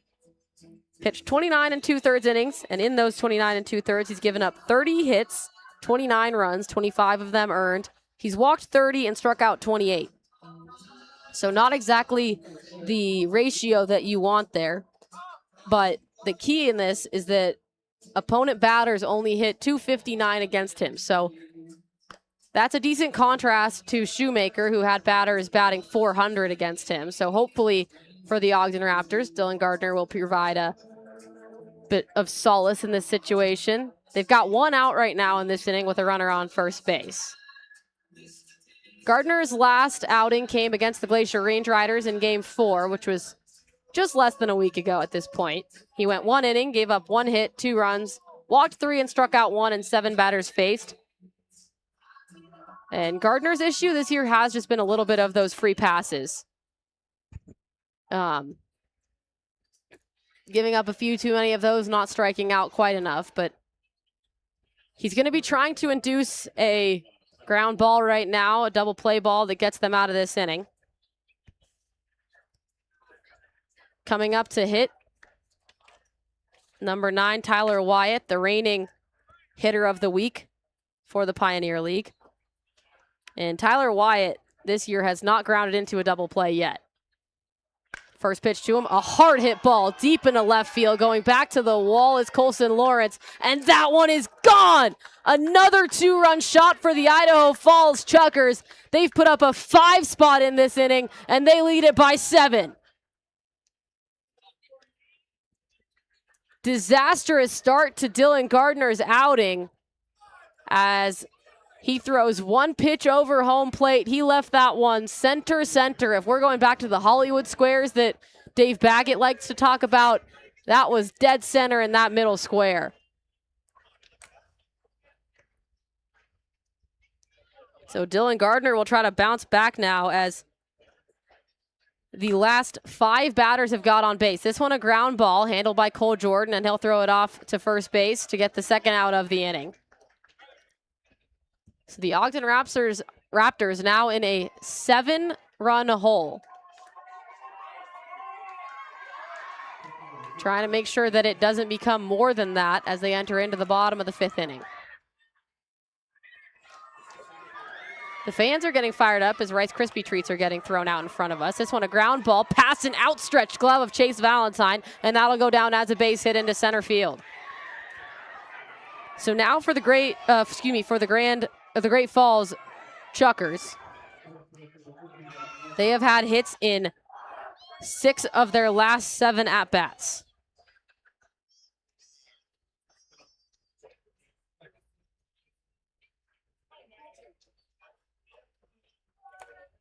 The Chukars just one batter away from batting around the order. It's their 7-hole hitter, Parker Lester. First pitch to him, a called strike in the top part of that zone. Lester had the most hits of any Chukar last night. He went 3 for 4. So far tonight, a little bit of a slower night. 0 for 2, a fly out and a strikeout. The 0-1 pitch with a runner on first, and that one is a called strike as well. Gardner shortening his leg kick quite a bit with a runner on first. He usually likes to elongate that and bring his left knee all the way above his belt, almost to his numbers at his chest. Right now, his knee, his shin, and his upper femur aren't really even forming an acute angle. See if he quick pitches once again, or at least a quick leg pitch. Here comes the 0-2. He does so once again. A swing and a miss and a 3-pitch strikeout. Parker Lester spikes his bat in frustration, but there's not a lot to be frustrated about if you're the Idaho Falls Chukars, as they have now scored 5 runs in the top of the 5th inning, and they've taken a 7-0 lead. We're going to take a quick break, and when we come back, it'll be the bottom of the 5th inning for the Ogden Raptors after this break on the Ogden Raptors Broadcast Network.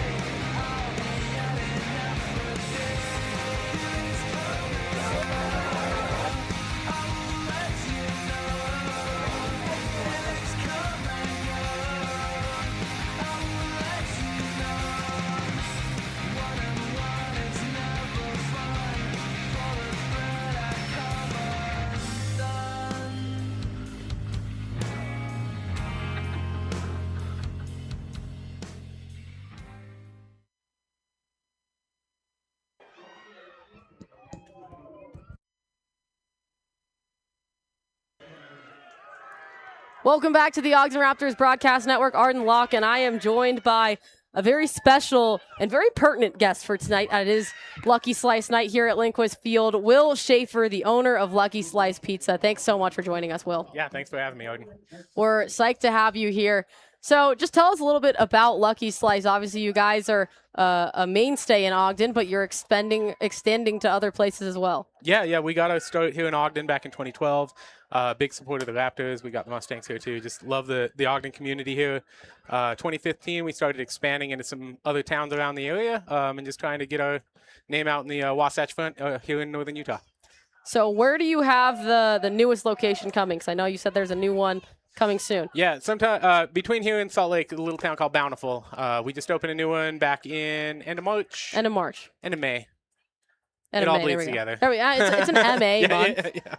It was sometime in 2026. It happened so fast. Either way, it's been phenomenal for us. Great community town there too. We love opening in locations that just have this good community vibe like Ogden does. 6-3 ground out for Hank Dodson to start the inning. Well, I will say for me, it's a little bit dangerous you guys having a vendor here in Lindquist Field right basically below the gate that I have to walk through every single day. How did that come about where you guys have somewhere actually in this stadium? Again, just kind of getting involved with the local community. John invited us here many, many years ago. I don't even remember how many years we've been at Lindquist now. It's been a while. But yeah, we just love to support the community and the team. And we got a banner out here in left field that I just love seeing when I come to watch the games. And yeah, anything we can do to support Ogden, because Ogden's been so great at supporting us. So, how did you get your start as a whole way back when in deciding that you wanted to start a pizzeria? Yeah, so there's 2 business partners I have, and we were just kind of like, wanted to be ski bums. We were in our early 20s, didn't want to be in an office, so we're like, we know how to make pizza. We opened in this podunk little corner shop in Ogden and just made some really good pizza, and Ogden loved it, and we just kept making it, took it everywhere we could. That's absolutely awesome. I mean, who doesn't like pizza? So I have to pitch an idea to you because me and Tyson Whiting, my partner who's often on the broadcast with me, have been thinking that you guys need a Lindquist Field special that is a salsa formaggio. Because one of the best pitchers, the ace really for the Ogden Raptors, is Nico Salts Formaggio, and his name means jumping cheese. Jumping cheese. Okay. So we think that that could be the replacement name of the cheese pizza here at Lindquist Field. The fromage, huh? Okay. Yeah. I mean, cheese and pizza. It seems like an easy win. I felt good about it personally. You want to help me develop it? That's my whole job at the company is menu development and production. So What's your favorite part about your job? Getting to come up with all the creative pizzas. That's like my main focus in the company. So all the flavors, all the menu, that's my department. I get to kind of take whatever I can find in this world and figure out how to translate that into pizza. Full count now for Chase Valentine, who has worked his way back into this at-bat going against Kelby, and that one misses a bit too low. It's Kelby's third walk of the night. I gotta know, have we ever had a flavor or an idea for a pizza that just absolutely flopped? Thought would be great and was terrible. Yeah. Most of them don't make it to the customer, but yeah, like I've put tuna fish on a pizza. Oh gosh, that was a mistake. Lessons learned. Most of the bad ones don't make it customer facing, but yeah, I mean that's part of the job is just trial and error, find out what works, what doesn't. Some of the most surprising things that have worked, I was told I was crazy when we made it. We have a pickle pizza that's one of our best sellers. Ooh. Very polarizing, but people love that pizza, and I was called crazy when we first went to launch it. You're starting a new debate. I mean, pineapple on pizza, it creates We're past pineapple creates on a lot pizza. of kind of feelings for people, but the pickles might create something more. Pass ball or ball in front of the catcher. Chase Valentine goes to steal, and he's gunned down and can't believe it out there on second base. Ouch is right. That's the second time tonight that Chase Valentine has been caught stealing. He entered into tonight, only have gotten caught stealing 3 times, and now it's been twice already tonight. So it's 2 outs for Cole Jordan. So I gotta know, how long have you been coming to Raptors games and everything like that, being an Ogden guy? Oh man, I think the first time I came to the Raptors was when they first opened this field. I was probably 10 years old, so 30 some odd years ago. Wow, that's awesome. I mean, for me, it's been a newer place as I've joined the team and the crew this season, and I've been absolutely loving it. Cole Jordan gets under this one. It's skied behind home plate. Stengren is locating it, and he will squeeze it in foul territory. So a 1-2-3 inning. Didn't give us quite enough time, but Will Schaefer, thanks so much for coming to talk to us, owner of Lucky Slice Pizza, and it is Lucky Slice night here at Lindquist Field. They have a vendor out in the concourse, and then obviously also their location. What's the exact? 207 25th Street. We're a block away from the stadium. Exactly. Walk to it from the stadium if you want to. Well, thanks so much for coming on. Thanks for having me, Ogden. Appreciate it. We're going to go to a break, and we'll be back for the bottom of the 6th inning. Excuse me, top of the 6th inning after this.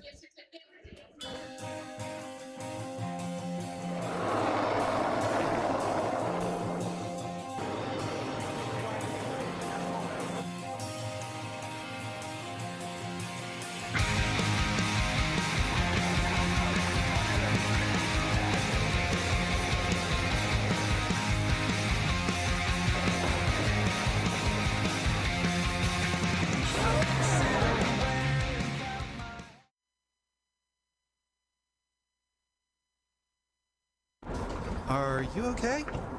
You seem upset. Turns out you were right. Our car was breaking down and we did need a new one with a loan from America First Credit Union. Me saying there was no hurry and to wait was wrong. Hey, on the bright side, we got to meet Huey. Get your money working with our low-rate auto loans, now with no payments for 90 days.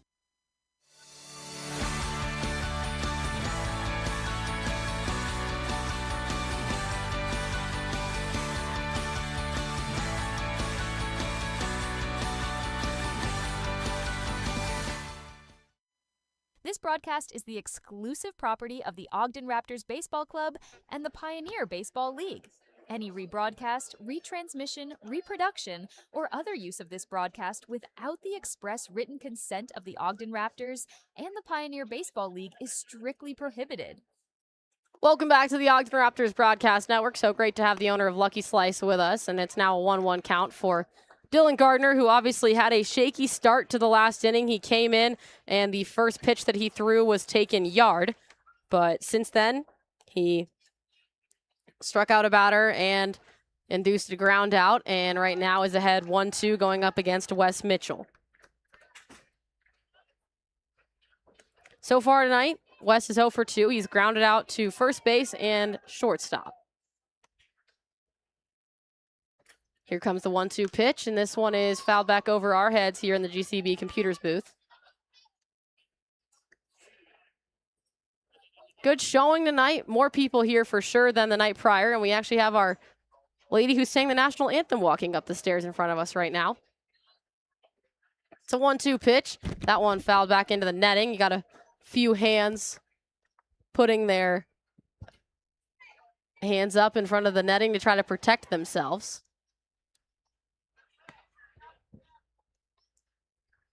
So now we'll do the 1-2 count again after the 2 foul balls. Here it comes. This one on one hop. Candle to the backhand by Chase Valentine, and he'll throw it over to Gio Ferraro for the first out of the inning at first base.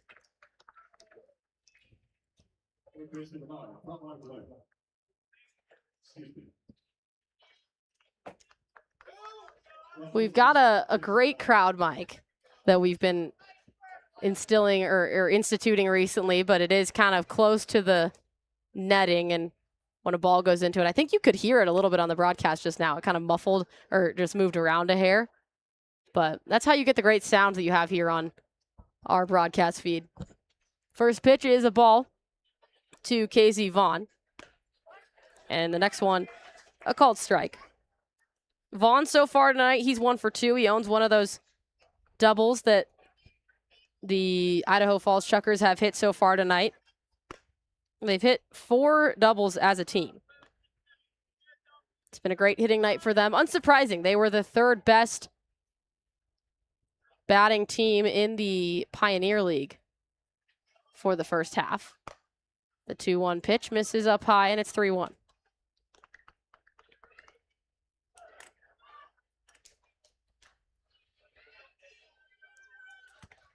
Vaughn's most recent at-bat was that towering double into right field. Here comes a 3-1, and that one catches the outside of the zone for a called strike. I'm appalled that we didn't see a challenge from Casey Vaughn, but apparently he decided to hold back. He would have won that challenge, though. That missed by quite a bit. Like I said, a looser zone from our home plate umpire tonight. The 3-2 pitch is grounded on 3 hops, handled by Cole Jordan, and he'll give it over to Gio Ferraro for the second out of the inning. 2 up, 2 down so far for Dylan Gardner, and he's now retired his last 3 if you go back to the last inning. Good bounce back so far by Dylan Gardner after getting rocked for literally the first pitch that he threw in this ball game.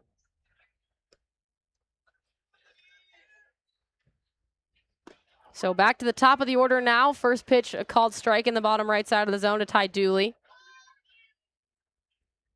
Ty, good night for him so far. 2 for 3, a double and a home run. Next pitch misses outside for a ball.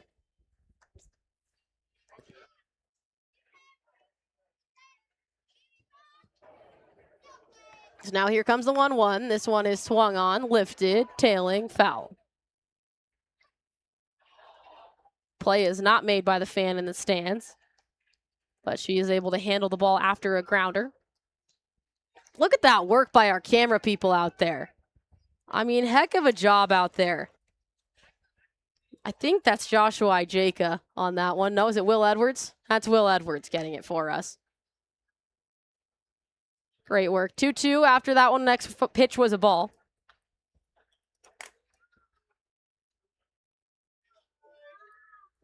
So 2-2 count now to Ty Dooley. Here comes the pitch. Lefty hits this one opposite field. Carmine Lane eats that one in his chest and now gives it off to Gio Ferraro. And a 3 up, 3 down, bounce back inning for Dylan Gardner and his defense. But they still have a big hole to climb out of in these next 3 innings. It's 7-0 in favor of the Idaho Falls Chukars after this break on the Ogden Raptors Broadcast Network.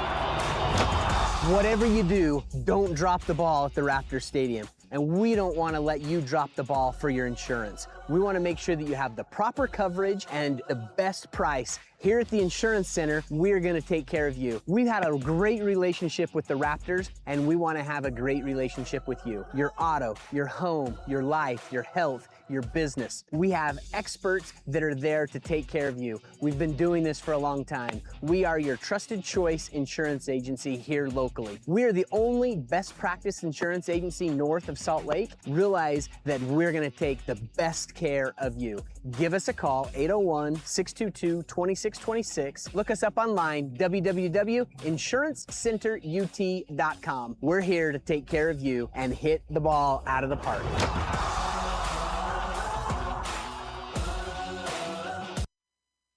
With so many options available, you may find it difficult to distinguish between contractors and which one is the best qualified to handle your important project.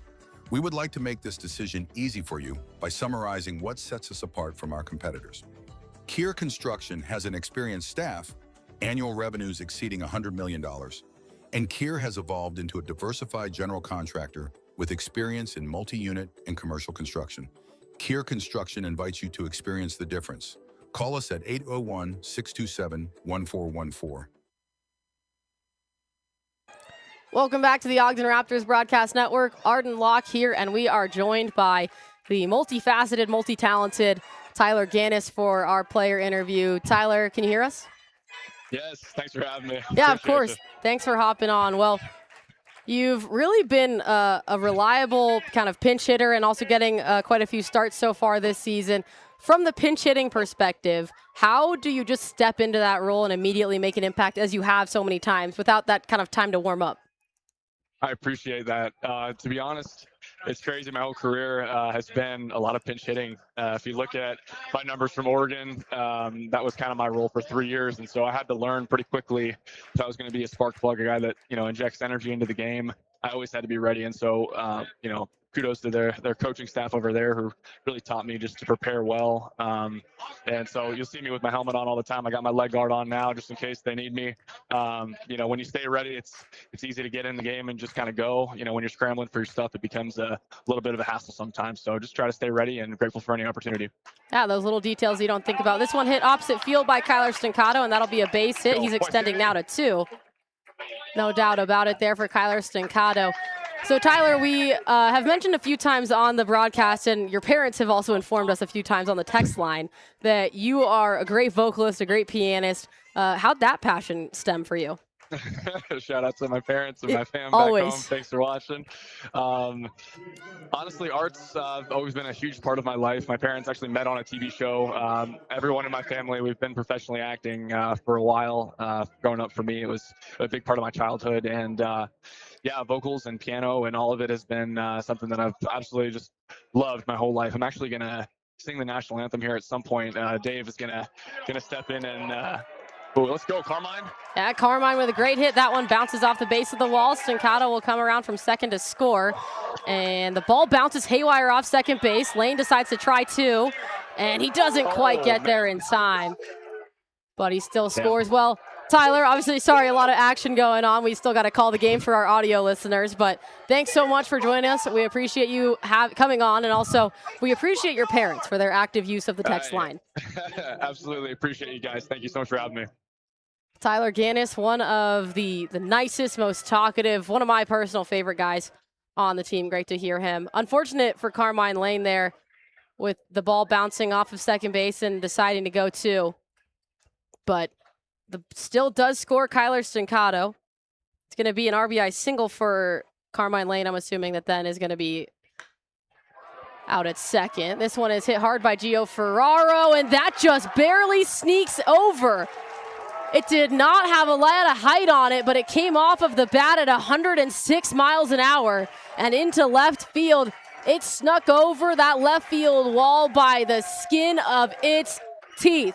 His 3rd home run in 2 days. Gio Ferraro and the Ogden Raptors are slowly clawing their way back into this one.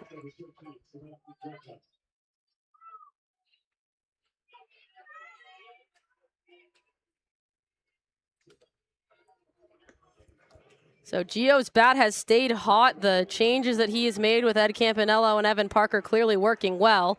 That's the Ogden Raptors' first home run of the night, and Evan Parker's having quite a few words with our home plate or our first base umpire. Some spirited words. We've got a pointing finger, and Evan Parker just got ejected. So now he's going to do his due diligence of going over there and making his ejection worth it. As he's walking over with quite a purpose, the other two umpires are kind of blocking his way, but he's just going to have a few words over there. I don't know exactly what this whole discussion was prompted by. It maybe even stems back to the Carmine Lane out call, as they could just be thinking retroactively now that, you know, had there been a runner on base, it would be a 2-run shot instead of a solo home run. But it's hard to say exactly what's going through Evan Parker's mind. He's spirited right now, to say the least. It'll be interesting to see who comes out and coaches third base, as the Raptors technically only have a hitting coach, or a manager and a pitching coach. Technically on their staff, Caden London is an assistant coach, so I would assume we'll see him come out to coach third base. He wears number 25. But besides that, the next man up might be Mackenzie Booth, the athletic trainer, and I don't know if we'll see her coaching third.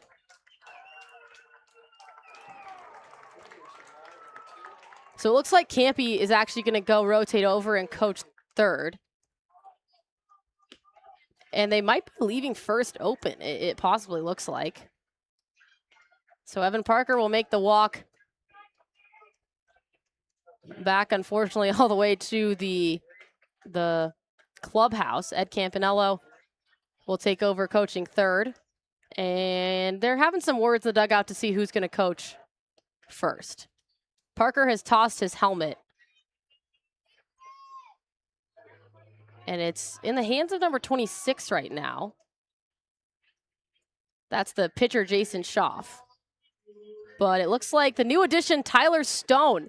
No, Garrett Bivacqua, excuse me. They switched it up a little bit. So Garrett Bivacqua is going to go out and coach first base now. Garrett Bivacqua, obviously growing up with his father, Kurt Bivacqua. Knows the game. I'm sure he has coached once or twice on an occasion. I don't know, Kurt or Garrett's mom, anyone, if you're watching, text us on the text line at 385-240-1121. Is this Garrett's first base coach debut? Let us know. So Sebastian Greco will step in now after the home run. First pitch is caught on a rope by the first baseman, Parker Lester, and it just took one pitch to sit down Sebastian Greco.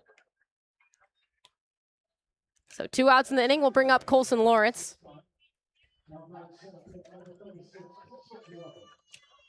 The Raptors have scored 2 so far in this inning.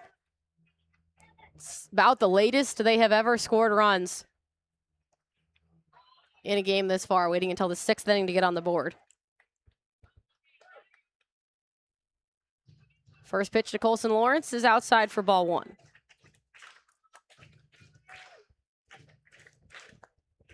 So Kyler Stancato doubled to start off the inning. Gio Ferraro hit a solo home run as Carmine Lane scored Kyler Stancato on his single. And that's the 2 runs that the Ogden Raptors got on the board.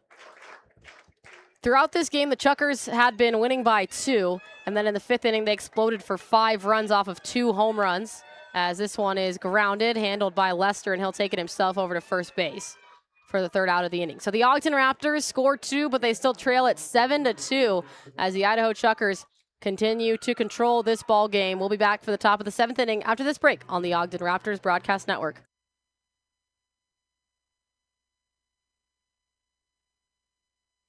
I had a couple of friends that had come here, and they said that the education from the instructors was just really great. It was kind of between Davis Tech and here, and I decided to pick here because of the instructors. I've always loved hair, nail, and skin and all of those things, so I just thought it was a perfect career opportunity to be able to make my own schedule and do what I love. I really love doing men's haircuts, so that's probably my favorite. That, and then just coloring's fun because you get to experiment and kind of create new things, which is always fun. It's fun because they're like our instructors, and they teach us onslaughts, but they've always become like our friends, and they're always like motivating us to do new things and challenging us, and like really care about us individually and like what's going on in our lives at home, what's going on in our life at school, and they're just very compassionate towards us.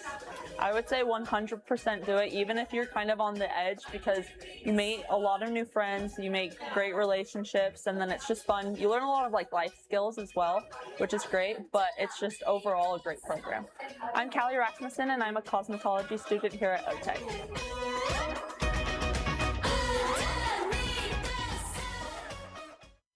Kier has evolved into a diversified general contractor with experience in commercial construction.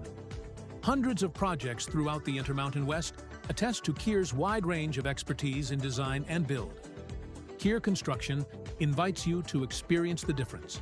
Call us at 801-627-1414. Welcome back from the break. Tonight's broadcast is presented on the Home Team Network for live video streaming, on YouTube for audio-only coverage, and on 88.9 FM for In the Park Radio. Dylan Gardner, first pitch, lifted high into center field. Colson Lawrence going back to the wall. That one is out of here. It's the third home run for the game, and it's Garrett Ostrander this time to lead off the top of the seventh inning.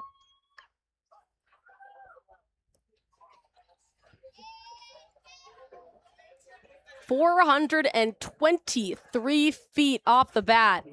Just an absolute moonshot. And the Idaho Falls Chukars have gotten one of the two runs that they gave away last inning back almost immediately. First pitch to Sam Canton is a called strike.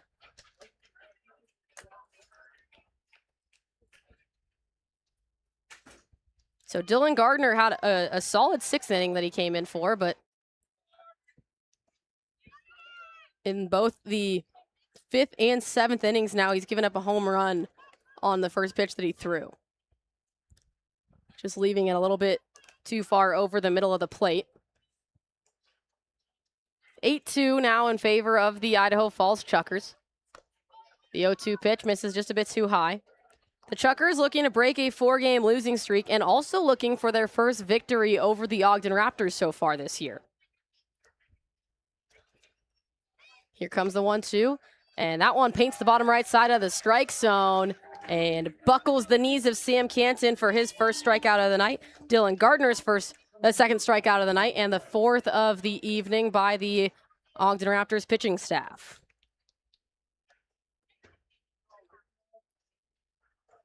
Good bounce back by Dylan Gardner, but also huge credit to the Idaho Falls Chukars bats, who have just absolutely came to play tonight. This one on one hop. Carmine Lane goes down to his knee, spins around, throws it over to Ferraro, and makes the play. 106 miles an hour off the bat. Carmine Lane had less than a second to react, but that's all he needed.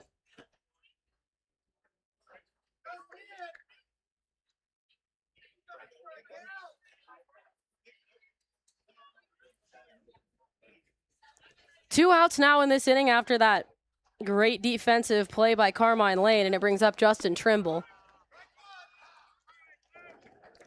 First pitch to him is a called strike. Trimble so far tonight, just 1 for 3. He doubled back in the fourth inning. And Trimble lifts this one out of play up over our heads. Foul. So the Ogden Raptors at this moment have the best bats in the league at .357 batting average, but it's the Idaho Falls Chukars at .330, just right behind them in third place. Billings holds the spot in between the two.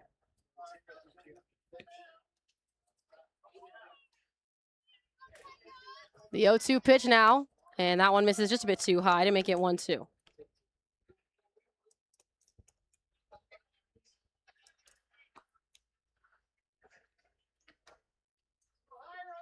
The 1-2 is barely tapped into the front net in front of the in front of the dugout of the Chukar.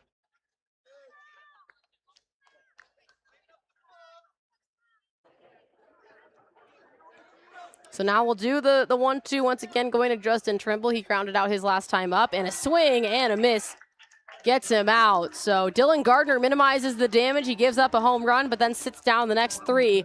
And his Ogden Raptors have 3 more innings to try to come back 6 runs. They trail 8-2 as we head into the bottom of the 7th inning after this break on the Ogden Raptors Broadcast Network. At GCB Computers, we specialize in high-quality, refurbished computers that save you money without sacrificing performance. We believe in use it before you buy it. Come into our showroom, power up your future computer, and test it out yourself so you can buy with confidence.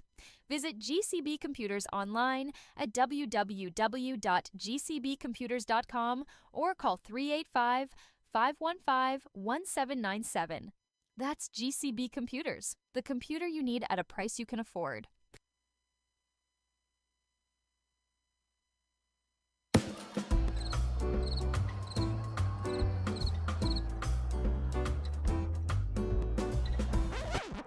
Don't be a bench warmer. Call the insurance center so that you can get on the field and have a good time and get your insurance done properly. Go Raptors!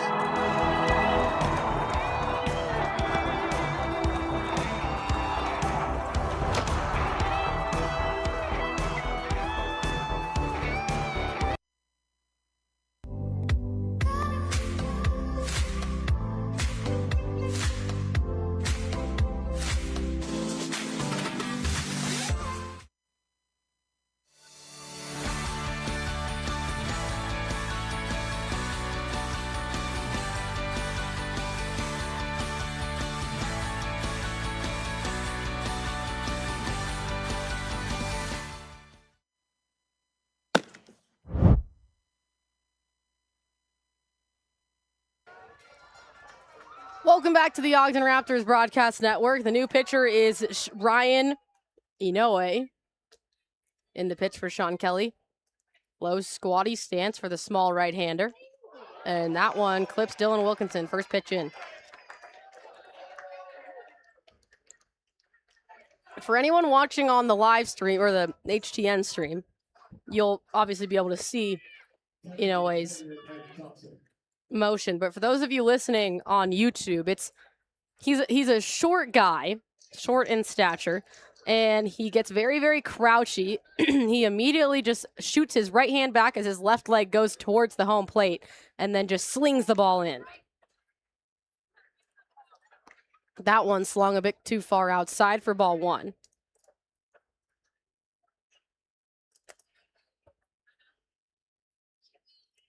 If you're the Raptors, you feel like you got to score a couple runs in this inning.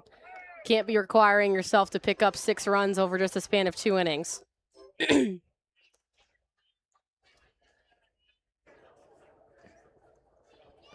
count now to Dodson with Dylan Wilkinson on first. That next pitch also in there for a called strike. Inoue works at about mid-80s. He has the best ERA of anyone on the team at 3.57. Also the most appearances. This is his 17th. Here comes the 1-2 pitch. That one outside to make it deuces.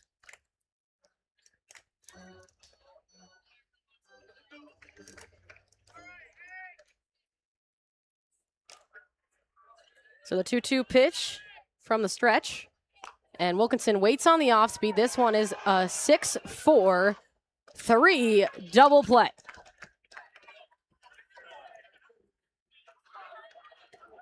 Grounder in between shortstop and third. Handled, given over to second. And Dodson fell coming out of the box. And so he was only about 2/3 of the way to first base. An easy double play if I've ever seen one.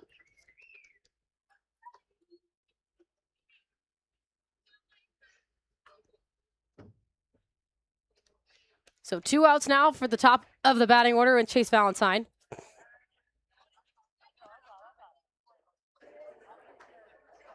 And we're ready to get back under play as there was a ball in play in deep left field. So Chase Valentine with his tall stance, sliding glove in his right pocket. He pulls this one on one hop. On the knee is a sliding Justin Trimble at third base, and he makes the cross field throw for the out. He watched Carmine Lane last inning and said, anything you can do, I can do better. And recorded the third out of the inning. We're going to go to a quick break, and when we come back, it'll be time for the top of the 8th inning, and we'll hear from our sideline reporter, Eric Kelleher. But that'll be after this break on the Ogden Raptors Broadcast Network. Are you okay? You seem upset. Turns out you were right. Our car was breaking down and we did need a new one with a loan from America First Credit Union. Me saying there was no hurry and to wait was wrong.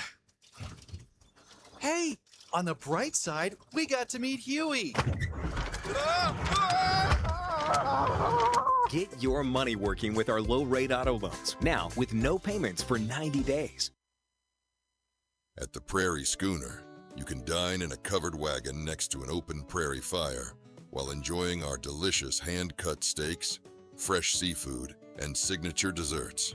Our indoor recreation of the American Pioneer West provides a great atmosphere for intimate dinners, special events, and large banquets. Check out our menu at prairieschoonerrestaurant.com or call us at 801-392-2712 to reserve your table today. We are big enough to where we have established processes and procedures to protect you, but we're small enough to where there's still an owner involved in the day-to-day operations to ensure that we don't lose that personal touch. We'd love to tell you more about us, and feel free to reach out to us. You can reach our team at 801-728-0454.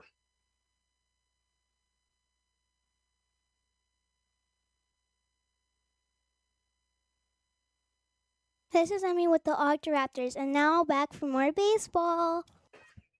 Welcome back to the Ogden Raptors Broadcast Network. New pitcher in for the Ogden Raptors is Harper McClendon, the righty. His first pitch to Drew Stengren is in there for a called strike. This is McClendon's 4th appearance of the season. His most recent one came against the Glacier Range Riders in relief in Game 3. He went 1 inning, held them hitless and scoreless, had 1 strikeout and 3 batters that he faced. On the season, he works a 7.71 ERA, but he's just pitched 2 1/3 innings. Allowed 2 hits, 6 runs, only 2 of them have been earned. 4 walks and 2 strikeouts. Fairly new member of this pitching staff. The 1-1 pitch misses a bit too low to make it 2-1. So far today, Stengren is 1 for 3. He singled to left field his last time up. He's also flown out twice. Here comes the 2-1. That one misses as well, and it's now 3-1.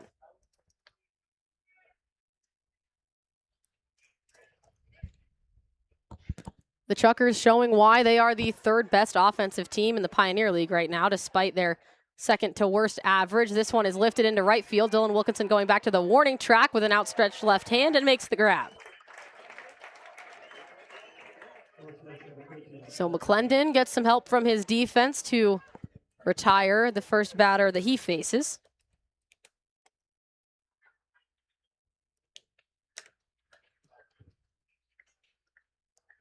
Next up will be Parker Lester, the first baseman. He's had a tough night so far. After going 3 for 4 yesterday, he's 0 for 3 right now. First pitch to him, he grounds this one. Cole Jordan dives, and it gets past the gap between his chest and his outstretched arm to go down as a base hit into right field. That ball just crept under Cole Jordan's extended left-hand glove arm and made its way into the outfield. 4 more games this homestand at Lindquist Field. Anyone is listening in Utah and wants to come and hang out, enjoy the Pepsi products and everything else Lindquist Field has to offer, along with great baseball. First pitch misses outside to Wes Mitchell.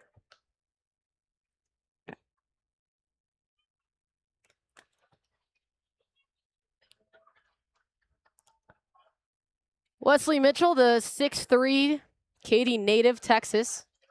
Swings and misses on the next pitch. Played his college ball at Southeast Oklahoma State. He's been their DH tonight, and on the season bats .316. So you'd like your DH to maybe be a hair higher than that, but his check swing does not go around on that one. It's now 2-1. He had an okay Billings series where he went 3 for 13. and then didn't really play. He didn't start in the Great Falls Voyager series. He fouls his next ball back off of the netting to make it deuces.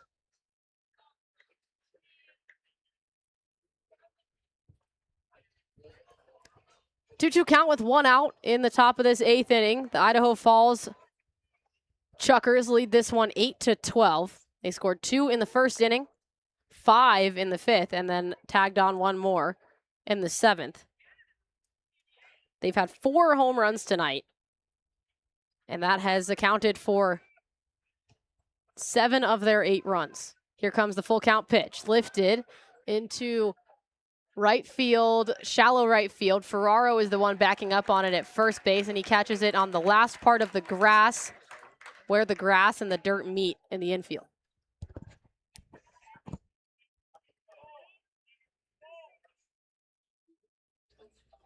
Two outs now after that fly out.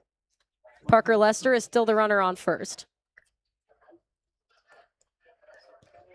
And we're going to go quickly to our sideline reporter, Eric Kelleher. Eric, how we doing out there?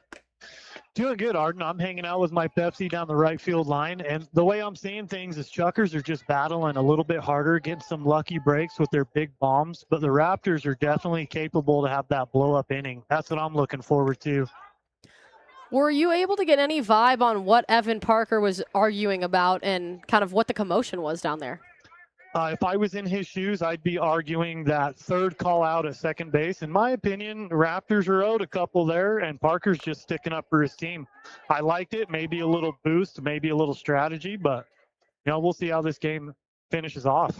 That was my guess when it came to why he was arguing, because I couldn't look at anything from the home run, obviously, that would elicit kind of any arguments in that case, but not really any action in either bullpens right now. Any even inklings of anyone getting ready, or does it seem to be quiet?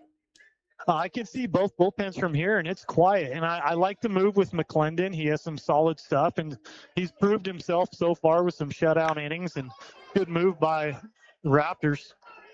Well, thanks so much, Eric, for joining us. That one is pulled into right field. Wilkinson mishandles it, and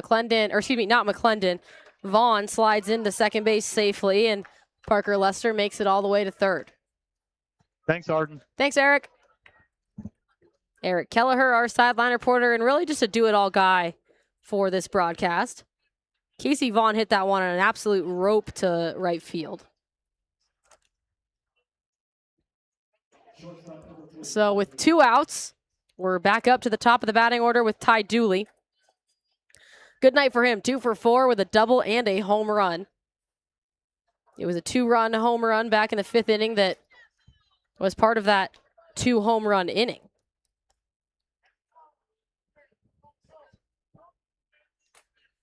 Beavers having a few words with the batter as Hank Dodson walks out to talk to McClendon. Still no action in the Ogden Raptors dugout. The Raptors have won 4 straight. They ended the start of the season, they ended the first half of the season with the 3rd best record in the Pioneer League. The Idaho Falls Chukars had the 2nd worst record in the Pioneer League. But right now, 8-2, they're looking like they're going to drop their first game to the Idaho Falls Chukars all season. Unless their offense is able to really turn something on, but it requires Harper McClendon to get out of this inning first. This one grounded up the first base line, but foul.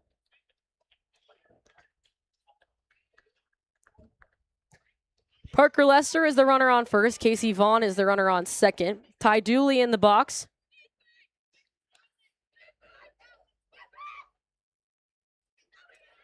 Dooley batting .293 this year. He's got 42 RBIs as he fouls this one back and away, and it's 0-2 on him.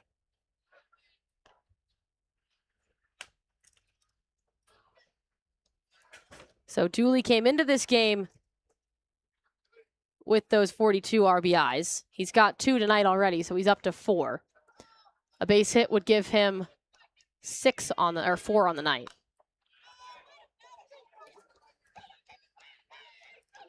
That one is fouled away as so we'll make the 0-2 count on repeat here. Harper McClendon might have the best hair on this Ogden Raptors team. He's got the most flow. Caleb Bunch probably could be in that conversation. The 0-2 fouled back into the netting. You'll hear our mic moving around down there. To look okay, Alan? We got the okay. Our mic has survived.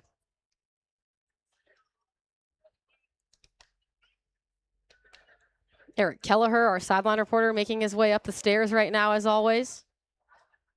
The 0-2 from McClendon is grounded just barely centimeters foul up that third base line.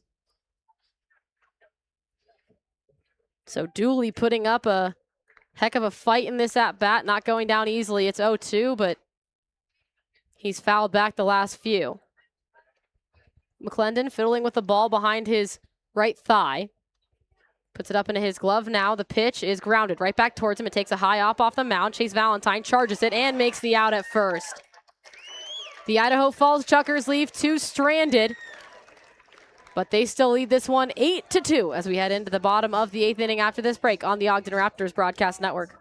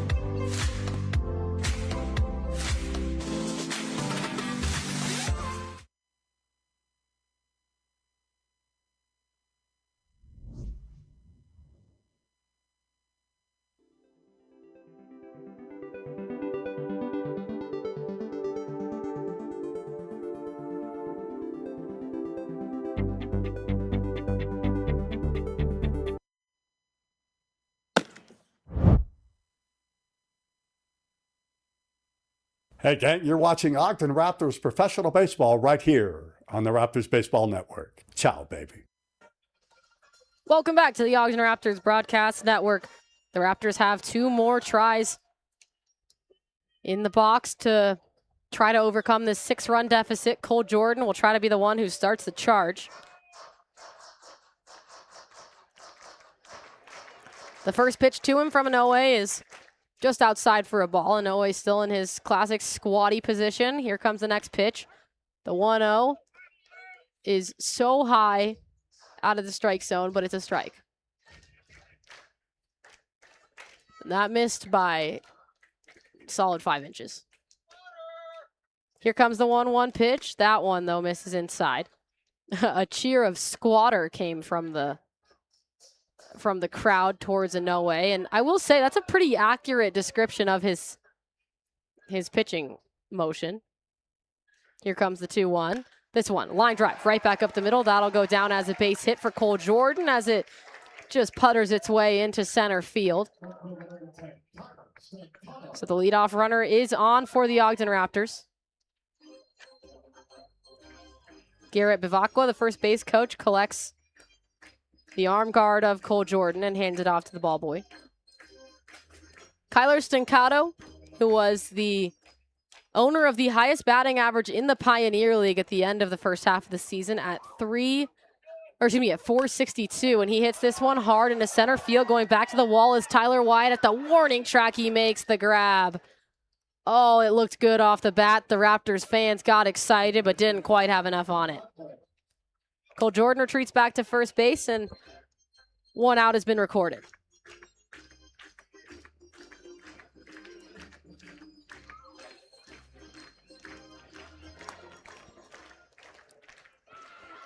Good news for Cole Jordan with that single that he hit a second ago is that he extended his hit streak to 25 games.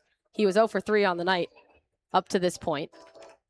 First pitch to Carmine Lane is too far inside for ball 1.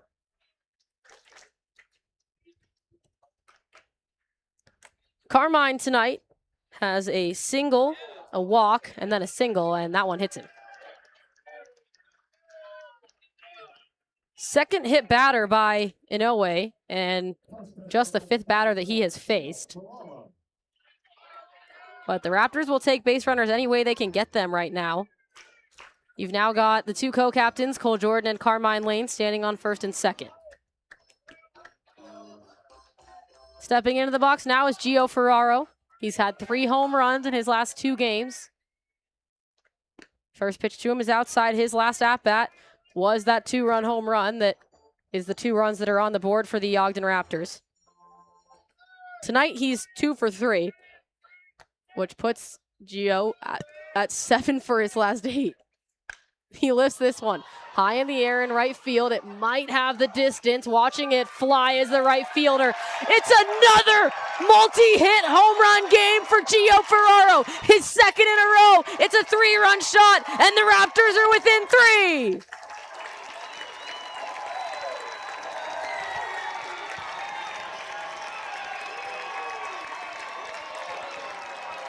Gio Ferraro, everything he touches turns to gold right now. 4 home runs in the last 2 games.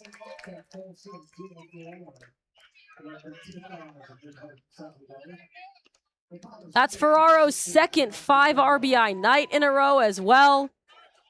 Things are coming together for Gio, and now his team trails by just 3 runs. Whole different ball game from when the Raptors were trailing this 7-0 after 6 innings, or 5 innings, excuse me. Sebastian Greco steps in now. First pitch to him was a ball. Next pitch paints the outside edge of the zone for a called strike, and he will challenge. It's a called strike, the Red Pocket Mobile challenge. And it's overturned to a ball. So a successful challenge. And it looks like Bob Malachy, the manager, is going to call time and walk out to the mound, although the umpire didn't hear it for quite a while. There is a righty warming up in the bullpen. Looks like number 30, I think it's 39. The script writing makes the 9 and the 4 look very, very similar. But I believe that's Hunter Hargett, the 6'2", 190 right-hander from California, warming up.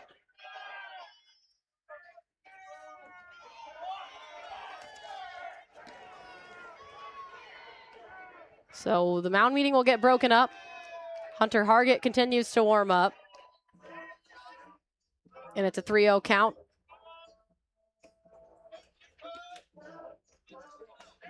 To Sebastian Greco. The Idaho Falls were leading this one 7-0. After 5 innings, they were leading it 8-2 after 7. It's now 8-5.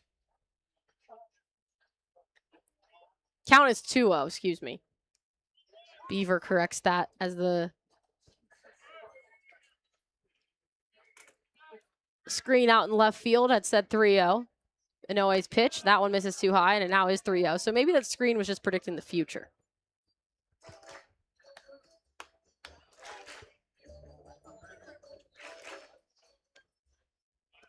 The 3-0 pitch coming in from Inoue to Sebastian Greco, the left-hander, who's 1 for 3 on the night, and that one is a called strike.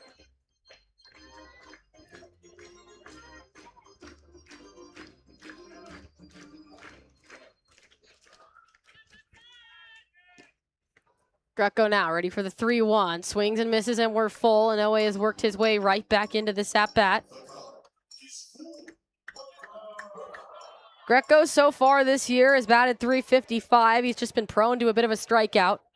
He has struck out 40 times across 33 games.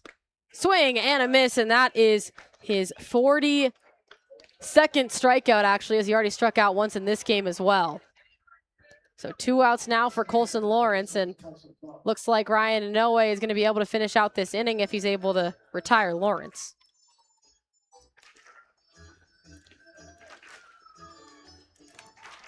And just a well-handled at-bat by Ryan Inoue as he fell behind 3-0, but just worked his way right back into it. That mound meeting must have done something as he went from 2-0 to 3-0 to then getting it full and a strikeout. And his first pitch is swung on and missed by Colson Lawrence. Lawrence tonight has hit into 2 fielder's choices and then also grounded out to first base unassisted. The 0-1 pitch misses too low, and we're 1-1. Colson Lawrence, the owner of the 3rd most home runs in the entire Pioneer League. He also has the 3rd best batting average in the Pioneer League at .409. This one batted back and foul out of play to make it 1-2.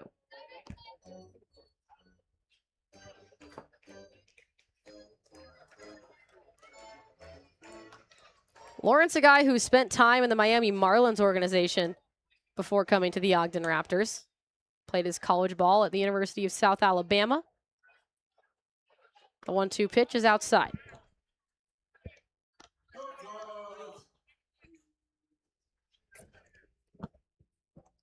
Two-two count for Colson Lawrence. His team has scored 3 runs off of the bat of a 3-run shot by Gio Ferraro. They still trail by 3 in the bottom of this 8th inning. Here comes a 2-2 pitch. Lawrence holds back, and it's outside for ball 3.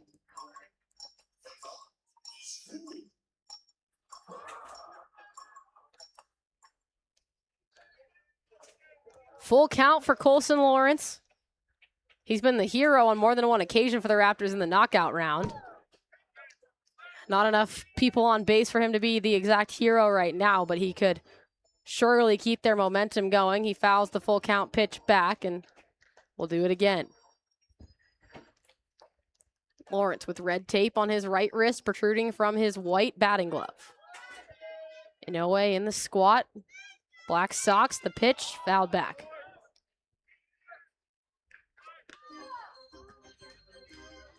Just over 2 hours in this game so far, 8:39 p.m. Our first pitch was at 6:29.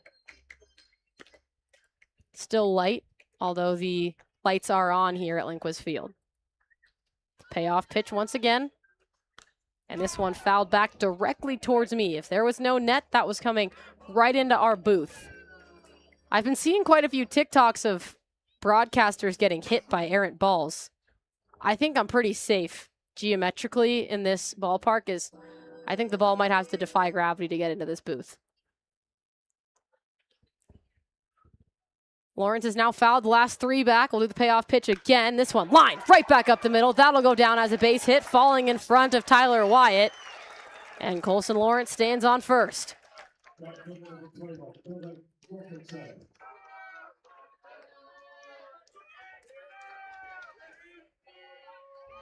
And looks like since Inoue was not able to retire Lawrence, we are going to get that right-hander, Hunter Haggett, coming in to replace him.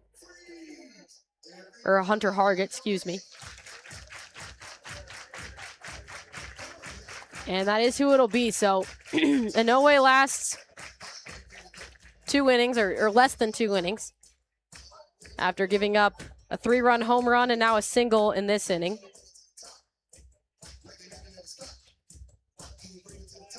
Coming into this game, Hunter Hargett has had 10 appearances. This is his 11th. Works an ERA of 6.75. And he has had 5 saves this season. He leads the team in saves. Joshua Jaka, our camera operator, is singing as loud as he can out down at the field. I mean, I heard him all the way up here in the booth. The fan guys doing everything out there, hyping up the crowd, doing it all. So as I was saying, Hunter Hargett, he's pitched 12 innings. He's allowed 16 hits, 12 runs, 9 of them earned. 8 walks to go along with 14 strikeouts, so a decent ratio there. And he's given up 2 home runs.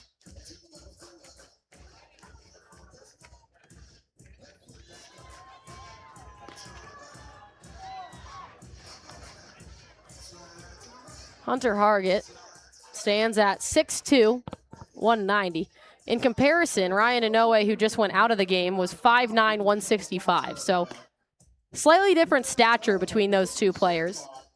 Hunter Hargett's most recent game, or most recent appearance, came in Game 3 of that Billings series, which was just a couple days before the the Chukars came over to Ogden. He pitched 1 inning in relief, gave up 2 hits, 1 run. He walked 1 and struck out 1 across 6 batters that he faced.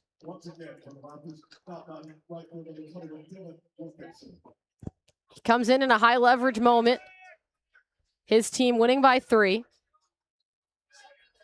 1 runner on base. Dylan Wilkinson would be the run that gets the Raptors within 1. Hank Dodson in the on-deck circle would tie the game. First pitch is fouled out of play. It's 0-1 to Dylan Wilkinson.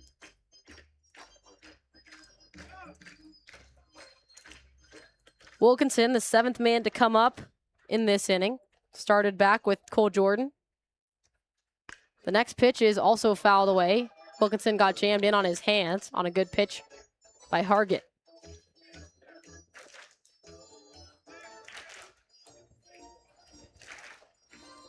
Oh, 2 count with 2 outs. The Raptors trail it by 3 in the bottom of the 8th inning. 0-2 pitch incoming from Hargett. Glove at his belt. Here it comes. And Wilkinson hits this one on a line drive into the dugout. Luckily, no one got hit. Wilkinson held up his left hand as if to say sorry, and it looks like everyone's okay in that dugout. It might have hit a piece of the camera. Cole Jordan is handing Josh Ijeka back a piece of his camera. So hopefully the camera's okay. It looks like we still have a feed on it. He said it's okay. Here comes the 0-2. Swing and a miss by Dylan Wilkinson. Huge moment for Hunter Hargett, who comes in and retires Wilkinson, the first batter that he faces. But the Ogden Raptors do add 3 more runs, and they now trail just by 3 as it's an 8-5 game in favor of the Idaho Falls Chukars going into the top of the 9th inning on the Ogden Raptors Broadcast Network. Hi, I'm Christopher with Absolute Comfort Heating and Air, and I would do anything to keep my customers comfortable. And when it comes to family, I would do anything for love.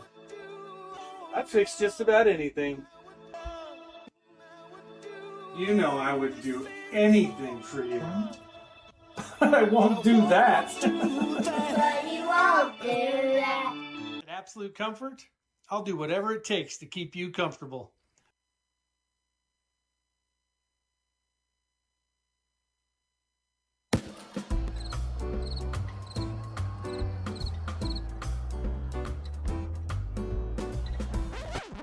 Don't be a bench warmer. Call the insurance center so that you can get on the field and have a good time and get your insurance done properly.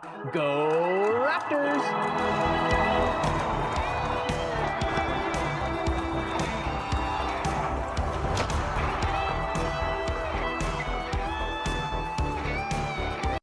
GCB Computers. Refurbished, reliable, and ready to go. The computer you need at the price you can afford.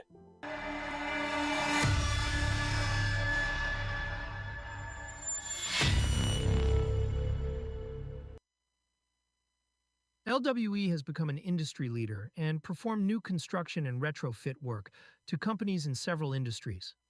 LWE is located in northern Utah and has performed work throughout the western United States.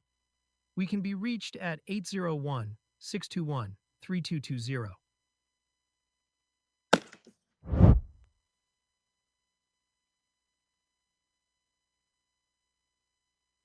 First pitch grounded to Chase Valentine and thrown over to Gio Ferraro. Coming in hot here on the Ogden Raptors Broadcast Network, but the first out of the inning is recorded. Kyle Lewis has come in to pitch for the Ogden Raptors.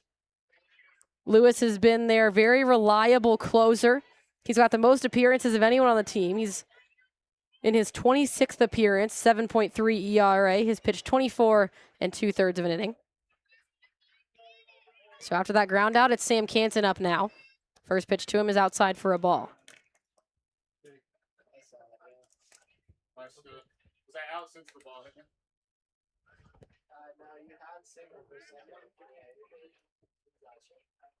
1-0, and that one is in there for a called strike.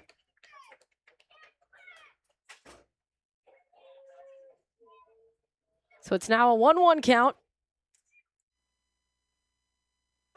to Sam Canton. The 1-1 is in there for a called strike, and we're 1-2. Lewis with bright red arm sleeves on both of his arms.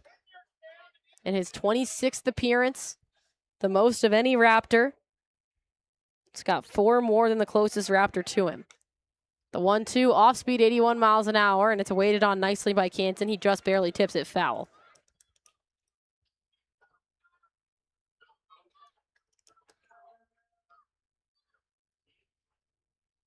The Raptors have never led in this game. It's been Idaho Falls Chukars since the get-go, but they are the closest they have been since the first inning as this one's fouled away.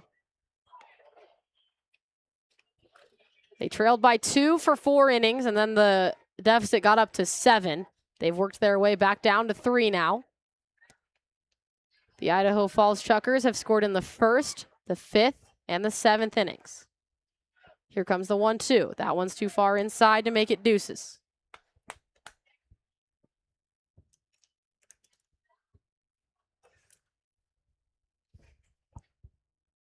Two-two count to Canton, who is 1 for 4 on the day. 2 ground outs, a strikeout looking, and a single. The 2-2 pitch, a good pitch that misses just barely outside. Great eye from Canton. And we're now full.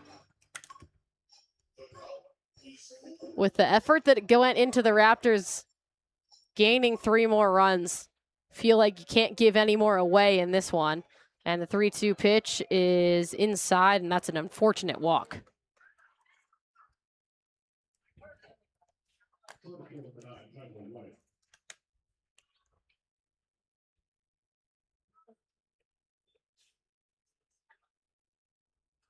That is the first walk that the Ogden Raptors have given up all night long. So despite them trailing in this game, that's got to be a record or a stat line that they're happy about. Wild pitch, and that allows Canton to go from first to second base. That's 2 nights in a row we've been pretty low on walks, which is, I would say, surprising given the prowess of both of these pitching staffs. Neither of these teams exactly known for their pitching.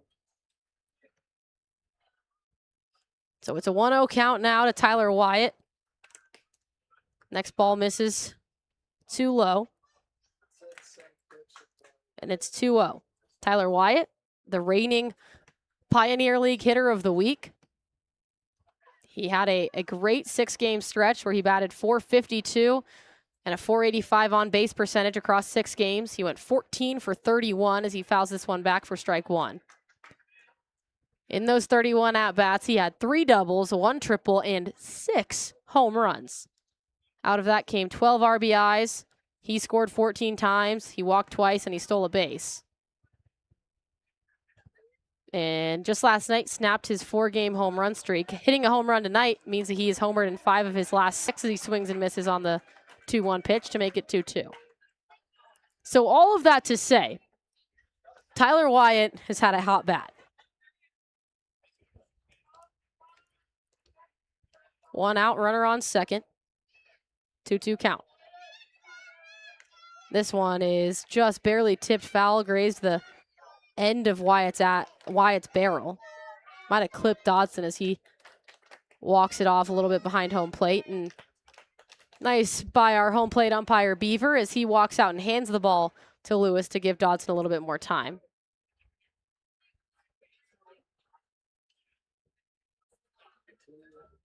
And now we're going to get a couple more balls from the bat boy. So giving Dodson plenty of time. That's the just nice little gamesmanship that's present even just from an umpire in this beautiful game of baseball. So now that we're all settled, the 2-2 count. Light fading just slightly now as we creep in on 9 o'clock in Ogden. Here comes the 2-2. This one lifted high in the air to center field. Colson Lawrence retreats on it to the warning track just shy of it, and he settles under it to make the catch. The tag up is successfully made, and that is deep enough to advance the runner Canton to third.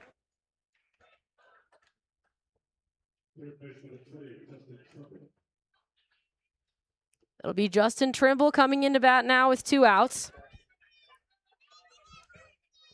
Raptors looking for just 1 more out and to make it a 3-run deficit that they need to overcome in the bottom of this 9th inning.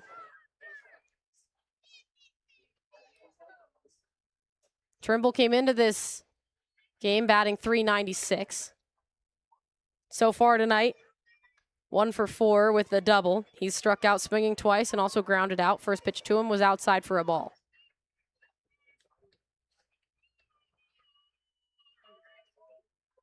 1-0 count from Lewis to Trimble. That pitch is right down the middle, swung on and hit foul.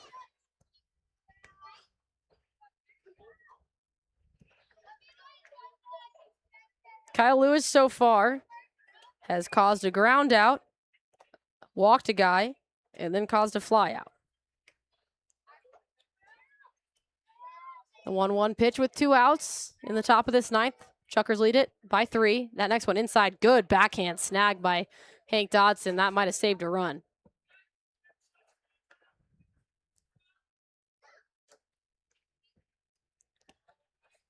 So it'll be 2-1 now for Justin Trimble. Black arm guard on his front elbow, as well as a black shin guard on his right shin. He fouls this one basically in the same spot to make it 2-2.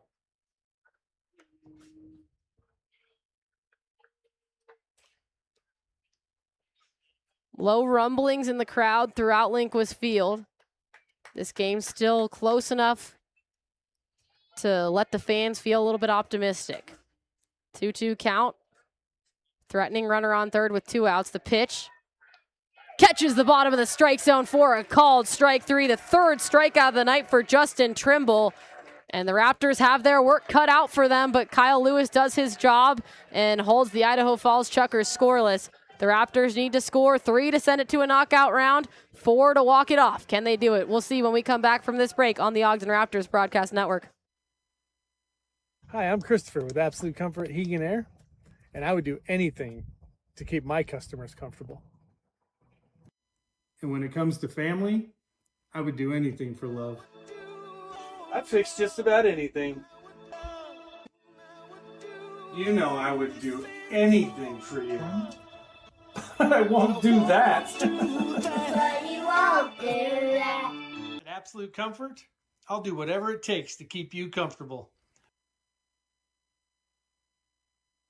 Hey there, baseball fans. I'm Ogden Mayor Ben Nadolski, and there's nothing more American than summertime baseball at Linquist Field right here in the heart of Ogden, USA. From the crack of the bat to the smell of ballpark hot dogs and popcorn, this is where our community comes together and where downtown comes alive. So whether you're here for Raptors baseball, the fireworks, or just a great night with family and friends, you're in one of the most beautiful ballparks in all of America. So let's cheer loud, support our home team, and let's make some memories. Welcome to Linquist Field, and let's go Raptors.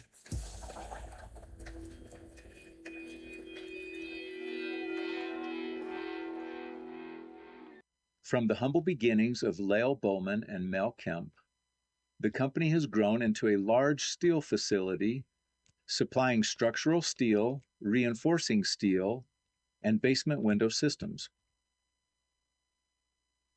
This is Emmy with the Ogden Raptors, and now back for more baseball. Welcome back to the Ogden Raptors Broadcast Network. Bottom of the 9th inning, and we have a pinch hitter coming in for Hank Dodson. It's Tyler Stone, their recent acquisition. Tyler Stone just started his professional career this season. He came over from the Missoula Paddleheads.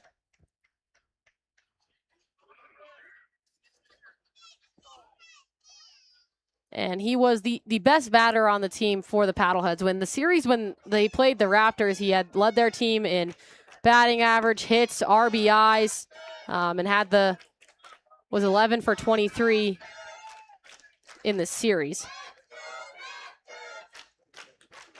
A big power hitter, tall lefty, hailing from Scottsdale, Arizona, and recently playing his college ball at the University of Nebraska-Lincoln. Here comes the 1-1. Big cut, doesn't connect, and it's a 1-2. This is Stone's first at-bat as an Ogden Raptor. He was with the Cornhuskers for 2 years.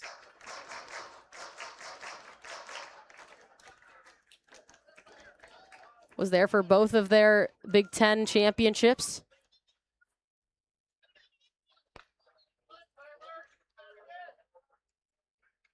Had 33 RBIs in 2024, 30 in 2025.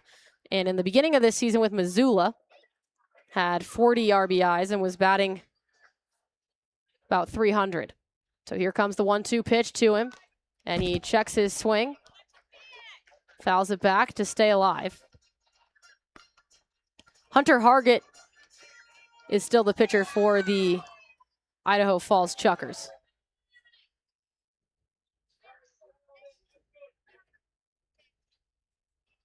Stoney stands at the ready. The 1-2 left-hander with an open stance coming from the righty Hargett. That pitch is just outside to make it 2-2, and we're going to get a challenge from the Stengren catcher. So a challenge from the Idaho Falls Chukars. The ball is confirmed to be a ball, and it's now a 2-2 count. High leverage moment for your first at-bat on a team. Here comes the 2-2. This one hit hard into left field. It's towering, and it's not even going to be made a play on by Casey Vaughn. That one is gone. Tyler Stone, it doesn't matter if he's wearing the scarlet and cream, a Paddleheads jersey, or an Ogden Raptors one. He hits bombs.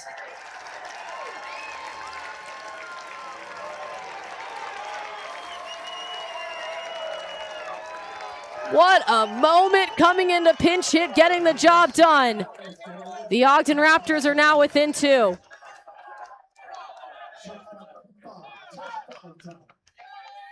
No outs and back to the top of the batting order. Exactly what you want if you are the Ogden Raptors. Chase Valentine, on the day he's 1 for 3. First pitch to him, a called strike in the bottom part of the zone.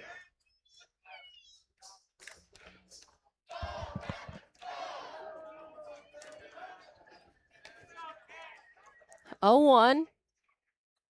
The tying run is Cole Jordan on the on-deck circle. Valentine waves at one that was way out of the strike zone. Good slider there.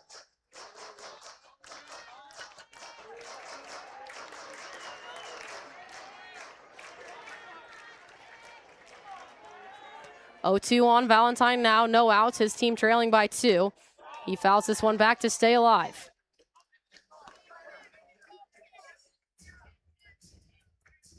The Raptors need 3 this inning. They've got 1. The Chukars looking to end their 4-game losing streak and their 7-game losing streak against the Ogden Raptors. Here comes the 0-2. This one fouled back as well. Valentine continues to battle to stay alive. Save situation now for Hunter Hargett. He's got 5 saves on the season.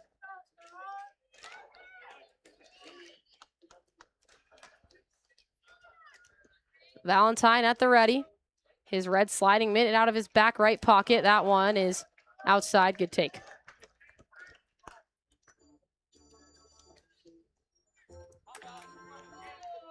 One, 2 count for Valentine now.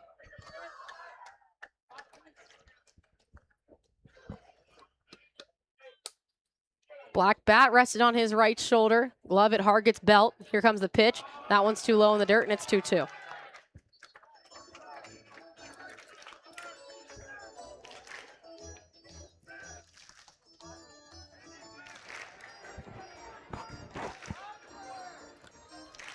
Two from Valentine. He was 0-2 at one point in this at-bat, fouled 2 back, and has now stayed patient to make it deuces. Here comes the pitch. Swing and a miss for a huge strikeout by Hunter Hargett. And the Idaho Falls Chukars 2 outs away from taking their first victory of the Ogden Raptors all season.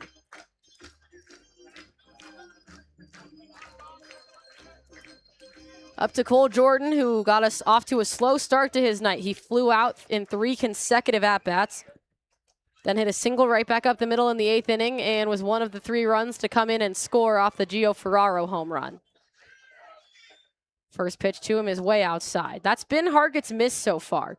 He's either challenging the strike zone or just holding on to it a little bit too long and kind of spiking the ball a little bit.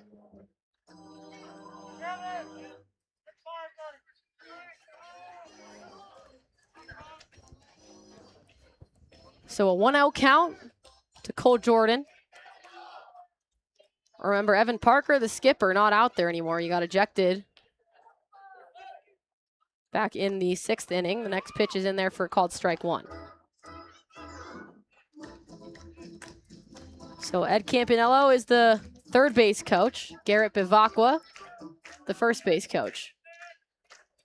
1-1 with 1 out in the bottom of this 9th inning. Last chance for the Ogden Raptors. That next pitch misses a bit outside. We're getting a challenge from the Idaho Falls Chukars. It's called a ball. This would be their last challenge if it's wrong.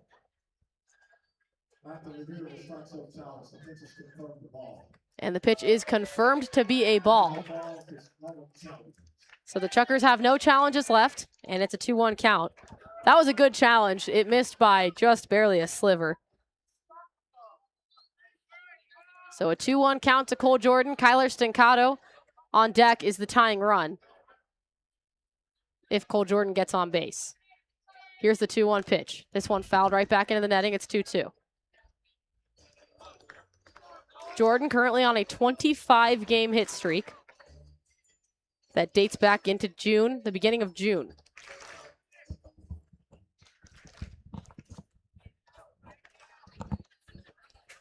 Here comes a 2-2 pitch from Hargett.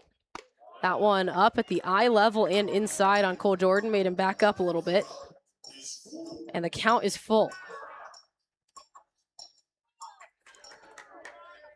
Butts have stayed in seats here at Lindquist Field, everyone wanting to see what's going to happen. Here comes the 3-2, and it's just barely nicked by Cole Jordan, a foul ball to stay alive.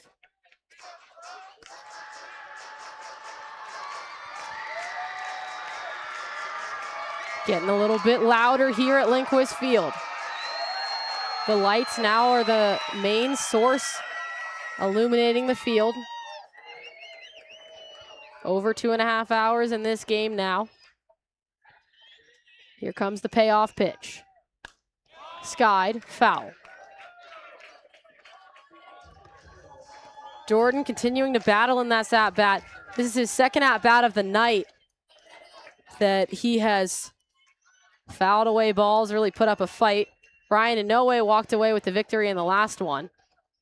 See if Cole Jordan can come out on top in this one. The payoff pitch for the second time. Here it comes from Hargett. This one fouled away as well. Jordan steps out of the box. Paces inside the dirt circle behind home plate. Collects himself and steps back in. Right foot first, then the left foot. Taps the home plate diamond once. Payoff pitch for the third time now.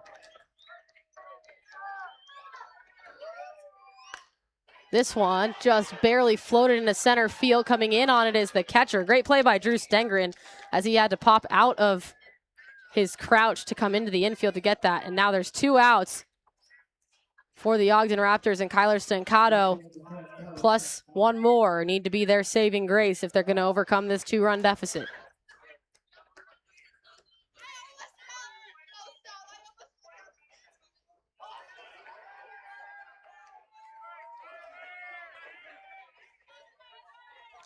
Kyler Stancato, he has the second best batting average in the Pioneer League currently. Had the best batting average after the first half of the season. First pitch to him is too high for ball 1.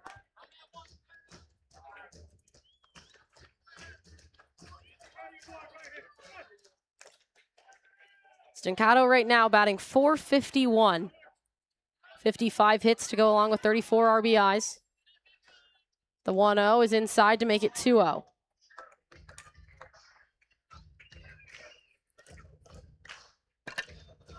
The Raptors trailed by 6 coming into the 8th inning. A 3-run home run by Gio Ferraro got them back within 3, but now they're down to their final out in the bottom of this 9th inning. Tyler Stone hit a solo home run to start out this inning. They got the Raptors within 2, and now Kyler Stancato looking at a 3-0 count.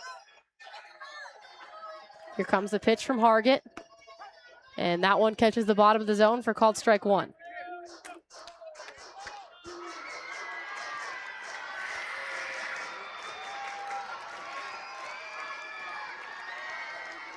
Carmine Lane, one of the co-captains, stands on deck.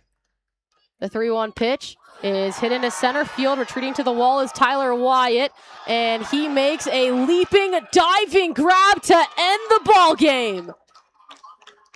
What a defensive play by Tyler Wyatt. He got on his horse, used every single inch of his 5'11" frame, and made the catch to end the ball game. The Idaho Falls Chukars take the win in this one 8-6, despite a valiant effort by the Ogden Raptors in the latter innings.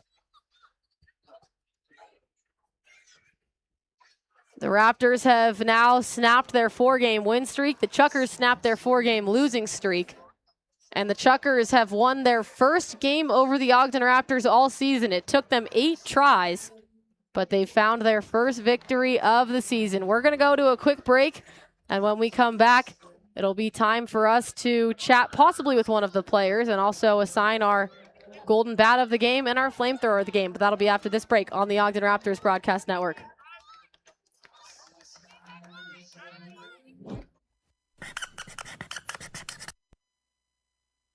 If you're a business owner with 1 or more employees, you'll need a workers' compensation policy.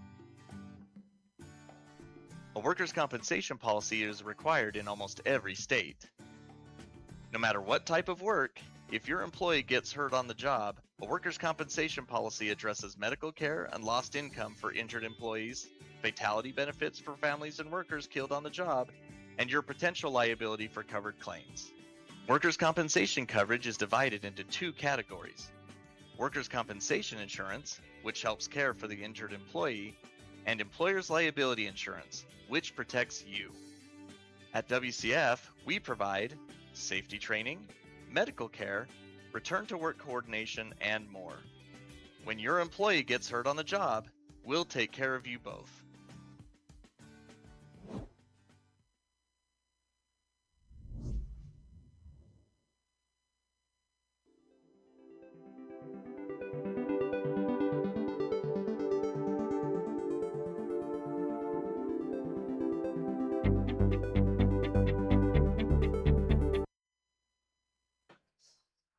Welcome back to the Ogden Raptors Broadcast Network. Arden Locke, and we are joined for the second night in a row by Gio Ferraro. Gio, obviously not the same result for the team as last night, but another great night for you. So just focusing on that, just continuing to feel good in the box. What's your thought process right now?